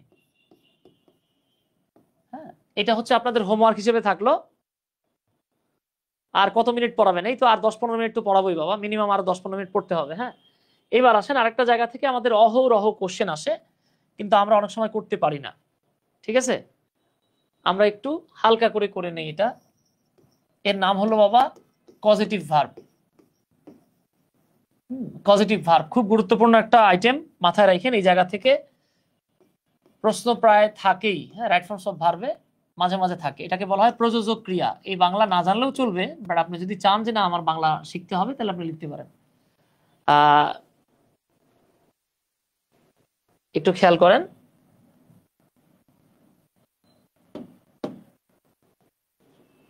একটু খেয়াল করেন প্রযোজক ক্রিয়াটা কি। আপনি যদি এইটা বুঝতে চান, তাহলে আপনাকে যে কাজটা করতে হবে, কোনটা প্রযোজক ক্রিয়া নয় সেটা বুঝতে হবে। আসেন আমরা একটু দেখে নেই। তো প্রথমে আমরা লিখতেছি এই পাঁচটাতে নন কজিটিভ, মনোযোগ সহকারে দেখেন বাবা। আর এই পাঁচটাতে আমরা লিখব কজিটিভ। তাহলে পজিটিভ এবং নন পজিটিভ ভার্বের আমরা একটা তুলনামূলক পার্থক্য দেখলে এরপর আপনার আর এই জায়গাটাতে সমস্যা হবে না। জাস্ট একটু মনোযোগ সহকারে দেখেন, মজা পাবেন ইনশাল্লাহ। অনেক কিছু নতুন নতুন জিনিস আমরা শিখতে পারবো। আচ্ছা, তাহলে দেখেন, আমরা জানি ইট মানে কি খাওয়া, কিন্তু ফিড মানে কি খাওয়ানো। তারপরে দেখেন সি মানে দেখা, বাট শো এর মানে হচ্ছে দেখানো, ঠিক আছে? তারপরে দেখেন তো রিমেম্বার মানে হলো স্মরণ করা, কিন্তু রিমাইন্ড এর মানে হলো স্মরণ করিয়ে দেয়া। খেয়াল করছেন? আচ্ছা, এরকম আমরা অনেক ভার্ব পাবো। যেমন আপনি বলতে পারেন রাইজ মানে ওঠা, কিন্তু রেইজ মানে উঠানো বা বাড়ানো, ঠিক আছে? এরকম আপনি অনেক ভার্ব পাবেন, অনেক ভার্ব পাবেন আপনি যেগুলোর, যেমন আপনি বলতে পারেন নো মানে জানা, কিন্তু ইনফর্ম মানে জানানো। এরকম অনেক ভার্ব পাবেন, আমি সবগুলো লিখতেছি না। যেগুলোর পজিটিভও আছে, নন পজিটিভও আছে, নন পজিটিভও আছে, পজিটিভও আছে। এখন গিট্টুটা লাগে কিছু কিছু ভার্বের ক্ষেত্রে। যেমন ধরেন আমি লিখলাম লাভ, ভালোবাসা, ভালোবাসানোর কোনো ইংরেজি নাই। এরপরে ধরে নেন আপনি লিখলেন কুক, রান্না করা, রান্না করানোর কোনো ইংরেজি নাই। তারপরে দেখেন রাইট, লেখা, লেখানোর কোনো ইংরেজি নাই, ঠিক আছে? আচ্ছা, যদি এরকম হয় সেক্ষেত্রে আমরা কি করব? আপনি অনেক ভার্ব পাবেন যাদের নন পজিটিভ এবং পজিটিভ আছে, কিন্তু আপনি অধিকাংশ ভার্ব পাবেন যাদের কোনো পজিটিভ ভার্ব নাই। তাহলে যাদের পজিটিভ ভার্ব নাই, আমরা তাদেরকে কিভাবে পজিটিভ ভার্ব বানাবো? ঠিক আছে, তো খেয়াল করেন, সাবজেক্ট নিজে কাজ না করে যখন অন্য কাউকে দিয়ে কাজ করায়, তখন ভার্বের যেই ফর্মটা ব্যবহৃত হয় এটাকেই বলা হয় positive verb. I repeat, subject নিজে কাজ না করে যখন অন্য কাউকে দিয়ে কাজ করায় না, এর জন্য আমরা যে ভার্বটা ব্যবহার করি এটার নাম হচ্ছে পজিটিভ ভার্ব। পজিটিভ ভার্ব দেখেন, খেয়াল করেন, এখানে আমরা একটা বোকামি করি, আমরা অনেকে বলি কি পজিটিভ ভার্ব 5টা। নো, যাদের পজিটিভ নাই, যেমন যে লাভ, কুক, রাইট, ঠিক আছে, যাদের পজিটিভ নাই তাদেরকে আমরা সাধারণত 5টা ভার্ব দিয়ে পজিটিভ বানাই। সেই 5টা কি কি? সেই 5টা হলো লেট, মেক, হেল্প, হ্যাভ এবং গেট। যদিও হেল্পের পজিটিভ নিয়ে অনেকের প্রশ্ন আছে আর কি। এখন আমি আপনাদেরকে একটু ফাঁকিবাজি টেকনিক শিখাই দেব। ফাঁকিবাজি টেকনিক শেখায় দেবো। এই টেকনিকে মোটামুটি 99% আপনি অটো কারেক্ট করে ফেলবেন। ঠিক আছে, আসেন তাহলে আমরা একটু দেখি। আমি এখন আপনাদেরকে স্ট্রাকচারস গুলো লিখে দিই, মনোযোগ সহকারে দেখেন, মজা পাইবেন ইনশাল্লাহ। স্ট্রাকচারস, তাহলে পজিটিভ ভার্ব কয়টা? কেউ যদি বলে 5টা তাহলে বিপদ। পজিটিভ কিন্তু 5টা না, আমি আবারও বলি, যে সকল ভার্বের পজিটিভ নাই তাদের জন্য আমরা 5টা পজিটিভ ভার্ব ব্যবহার করি। তাহলে আমরা স্ট্রাকচার নাম্বার 1-এ চলে আসি। আপনি যদি কখনো লেট, মেক অথবা হেল্প পান, এরপরে সাধারণত ব্যক্তি থাকুক অথবা বস্তু, যেটাই থাকুক, আপনাকে ভার্বের 1 নাম্বার ফর্ম বা বেস ফর্ম লিখতে হবে। অনেকে প্রশ্ন করে যে স্যার পজিটিভ হিসেবে কখন লেট, কখন মেক, কখন হেল্প, কখন হ্যাভ আর কখন গেট ব্যবহার করব। আমি একটু বলে দেই। দেখেন, আমরা যখন কাউকে দিয়ে কাজ করাই নেই, এই কাজ করাই নেওয়ার অনেকগুলো প্রক্রিয়া আছে। ঠিক আছে, যেমন ধরে নেন আপনি হোটেলে গেছেন, গিয়ে বললেন মামা আমাকে 1 প্লেট ভাত আর একটা মুরগির মাংস দেন। উনি আপনাকে 1 প্লেট ভাত আর মুরগির মাংস এনে দিচ্ছে। আপনি কি তার ধমক দিয়ে করাই নিছেন, জোর করে করাই নিছেন? করার নাই। আপনি দেখা গেছে নাপিতের কাছে যান বা বারবারের কাছে যান, নরসুন্দরের কাছে গিয়ে বলেন মামা চুল কেটে দেন, আপনাকে ফ্রি কেটে দেয়। তাহলে এই কাজ করানোর কিছু সিস্টেম আছে। যেমন আপনি যদি জোর করে কাউকে কোনো কাজ করায় নেন, খেয়াল করেন, খুব জোর করে প্রেসার দিয়ে অথবা আইন করেছেন, এর মাধ্যমে কাউকে কোনো কাজ করাতে বাধ্য করছেন, সেক্ষেত্রে ব্যবহার করবেন মেক। আর যদি কাউকে পেইড করছেন, টাকা দিচ্ছেন অথবা পটাচ্ছেন, দোস্ত কাজটা করে দিয়ে আল্লাহ তোরে কুল ভর্তি সন্তান দিবে না, আমার উপকারটা কর, আল্লাহ তোরে বেহেশত নসিব করবে। হ্যাঁ, তাহলে মাথায় রাখেন, কাউকে জোর করায় কোনো কাজ করে নিলে ব্যবহার হয় মেক। যদি পেমেন্ট করানোর মাধ্যমে বা বুঝায় শোনায় কাজ করায় নেন তাহলে হবে হ্যাভ আর গেট। কাজ করার অনুমতি দিলে সেক্ষেত্রে হবে লেট। আর আপনি কোনো কাজ করবেন না, বরং করতে হেল্প করবেন, সেক্ষেত্রে হেল্প। আচ্ছা, তাহলে আমাদের পজিটিভ ভার্ব আমরা দেখলাম এখানে, মানে যাদের পজিটিভ নাই তাদেরকে 5টা দিয়ে আমরা পজিটিভ বানাইছিলাম। এর 3টার জন্য স্ট্রাকচার একটা, লেট, মেক, হেল্প যাই থাকুক, এরপরে ব্যক্তি বস্তু যাই হোক, V1 হবে। তাহলে বাকি থাকতেছে কি কি?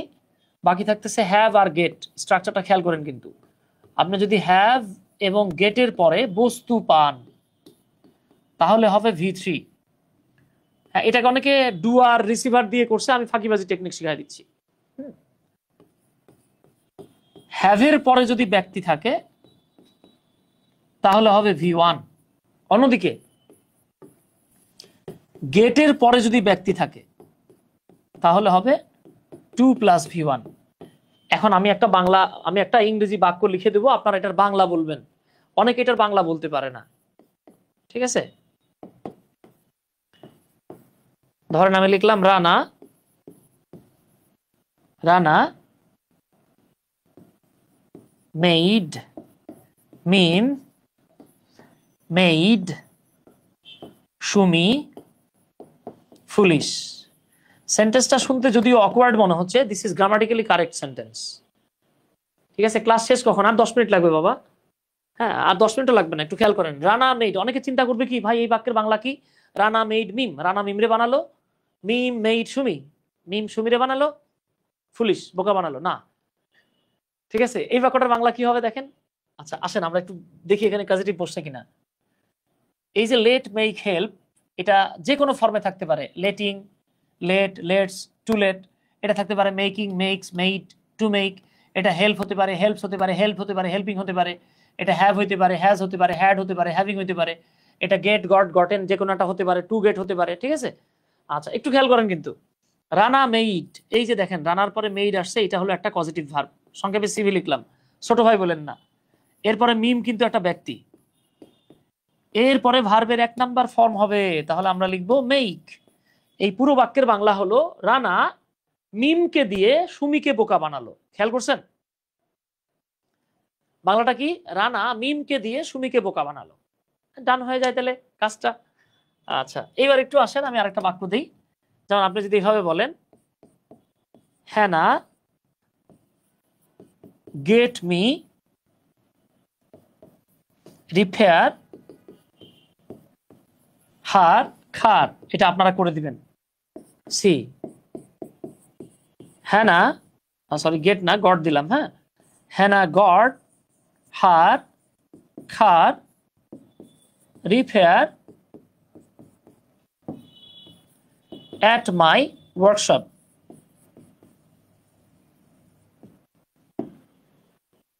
At my workshop.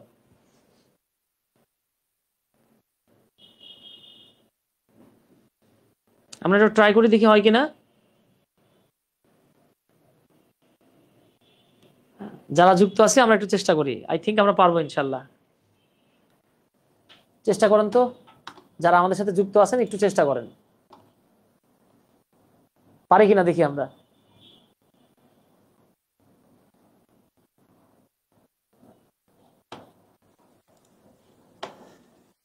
এই তো মাশাআল্লাহ, তিশা জিজ্ঞেস করতেছে চাচা হেনা কোথায়? হ্যাঁ চাচি হেনা এখানেই আছে। হ্যাঁ এই তো সুন্দর হয়েছে মাশাআল্লাহ তিশা, ধন্যবাদ। তাহলে উত্তর লেখার চেষ্টা করি। দেখেন হেনার পরে গেট, এই যে গেট থেকে গট আসছে, এটা একটা পজিটিভ ভার্ব। তো আমরা জানি, খেয়াল করেন, আমরা জানি গেটের পরে ব্যক্তি থাকলে ইনফিনিটিভ হয়। তাহলে কি হবে? হেনা গট মি, উত্তর দিতে গেলে বলতে হবে to repair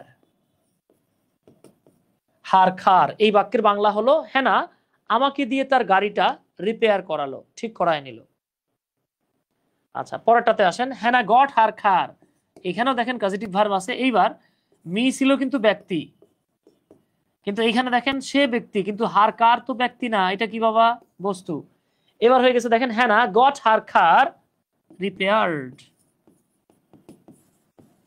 at my workshop. হেনা আমার ওয়ার্কশপে তার গাড়িটা রিপেয়ার করিয়ে নিল। নিজে করে নাই, কিন্তু আমার ওয়ার্কশপে করাই নিছে। কারে দিয়ে করাইছে তার নাম এখানে দেয়া নাই। ওকে, এইভাবে পজিটিভ ভার্ব দিয়ে অনেক সময় দেখবেন আপনাদের রাইট ফর্ম অফ ভার্ব আসবে। আশা করি বুঝতে পারছেন ইনশাআল্লাহ। এতটুকুর মধ্যে যদি কারো কোনো প্রশ্ন থাকে আমাকে একটু প্রশ্ন করেন তো প্লিজ। এতটুকুর মধ্যে যদি কারো কোনো প্রশ্ন থাকে প্রশ্ন করতে পারেন প্লিজ। যদি না থাকে সমস্যা নাই, থাকলে ভালো, না থাকলে আরো ভালো। প্রশ্ন থাকলে প্রশ্ন করেন প্লিজ।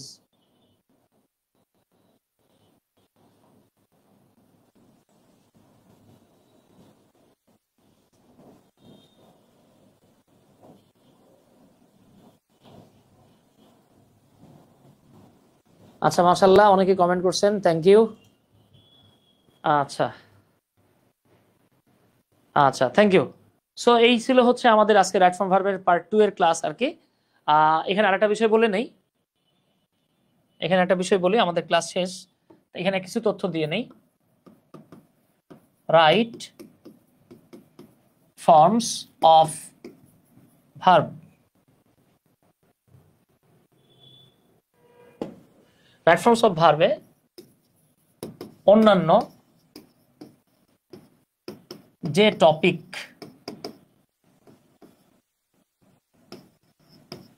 গুলো কাজে লাগে। অনেকে মনে করে রাইট ফর্ম ভার্ব পড়লেই মনে হয় সব রাইট ফর্ম অফ ভার্ব পারা যায়, তা কিন্তু না। রাইট ফর্মস অফ ভার্ব পড়তে গিয়ে অন্যান্য বেশ কিছু টপিক আছে যেগুলো রাইট ফর্ম অফ ভার্বে কাজে লাগে।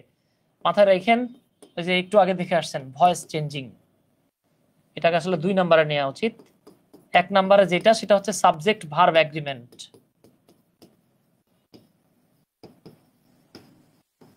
খুব গুরুত্বপূর্ণ একটা অংশ। 2 voice. 3 completing sentence.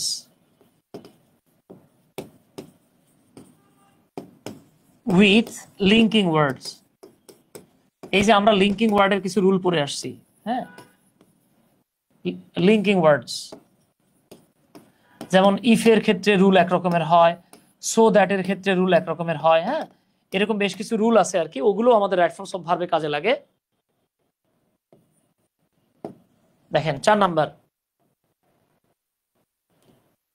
Verb plus ING থাকলে যদি নাউন, আচ্ছা না না, ওটা নিয়ে আমরা পরে কথা বলবো, ঠিক আছে। আচ্ছা খেয়াল করেন, কমপ্লিটিং সেন্টেন্সটা কাজে লাগে। আবার দেখবেন tense and sequence of tense, অবশ্য এই টেন্স অ্যান্ড সিকোয়েন্স অফ টেন্সটাই মূলত রাইট ফর্মস অফ ভার্ব, এগুলো কাজে লাগে। সো কিছু ফ্রেজ আছে সেগুলোও কাজে লাগে, হ্যাঁ, এগুলো আপনাদেরকে একটু মাথায় রাখতে হবে। আর রাইট ফর্মস অফ ভার্বের আরেকটা খুব গুরুত্বপূর্ণ বিষয় হলো গিয়ে সিম্পল, কমপ্লেক্স অ্যান্ড কম্পাউন্ডের কিছু রুল আছে, ওই রুলগুলো আপনাকে রাইট ফর্মস অফ ভার্বে কাজে লাগাই দেবে। যেমন আমরা আজকে দেখছিলাম যে হুট করে একটা ভার্বের সাথে আইনজি যোগ হচ্ছে, কিন্তু আমরা অনেক সময় বুঝতেছি না কোন জায়গায় হবে। এইটা আমি আপনাদেরকে আর এফ সি মানে রিডিউস ফর্ম অফ ক্লজ এইখানে গিয়ে ট্রান্সফরমেশন অফ সেন্টেন্সে ব্যাখ্যা করবো ইনশাল্লাহ। রিডিউসড ফর্ম অফ ক্লজ, যেমন ওই যে আমরা দেখেছিলাম হু হ্যাভিং হয়ে গেল, হ্যাঁ, এই বিষয়গুলো ব্যাখ্যা থাকবে। রাইট ফর্ম ভার্বের মোটামুটি ভাবে আমরা বেশ কিছু রুল শিখে ফেলছি, আবার সামনের দিকে আমরা যেগুলো শিখবো সেই জায়গা থেকে ওইগুলো কাজে আসবে। এই ছিল আমাদের, হ্যাঁ হ্যাঁ হ্যাঁ, নাম্বারস লাগে, তারপরে বিশেষ করে সিঙ্গুলার প্লুরাল, ওটা সাবজেক্ট ভার্ব এগ্রিমেন্টের মধ্যেই চলে আসে আর কি। তো এগুলো একটু মাথায় রাখেন। স্যার স্লাইডগুলো কোথায় পাবো? আচ্ছা, যারা বারবার জিজ্ঞেস করতেছেন স্লাইড কোথায় পাবো, নোট কোথায় পাবো, আপনারা গুগলে চলে যাবেন। হ্যাঁ, গুগল সার্চ অপশনে চলে যাবেন। সার্চ অপশনে গিয়ে এমপি বিয়ানে গেলেই ওইখানে দেখবেন যে এসএসসির ফ্রি কোর্স আছে, এসএসসি FRB মানে ফাইনাল রিভিশন ব্যাচ। যে কোর্সটা আছে এইটাতে এনরোল করবেন, একদম 0 টাকা, 1 টাকাও লাগবে না। আপনি physics, chemistry, biology, higher math, general math, ICT plus English, পুরো এসএসসি মানে 9-10 সবকিছু ফ্রি পাচ্ছেন এখানে ইনশাল্লাহ। সো এমপিভিয়ান অ্যাপটা থেকে বা ওয়েবসাইটে গিয়ে আপনারা একটু লগ ইন করে নিন। আমাদের আজকের ক্লাসটা এখানে শেষ। ইনশাল্লাহ নেক্সট ক্লাসে আপনাদের সাথে আবারও দেখা হবে। টিল দেন, আল্লাহ হাফেজ।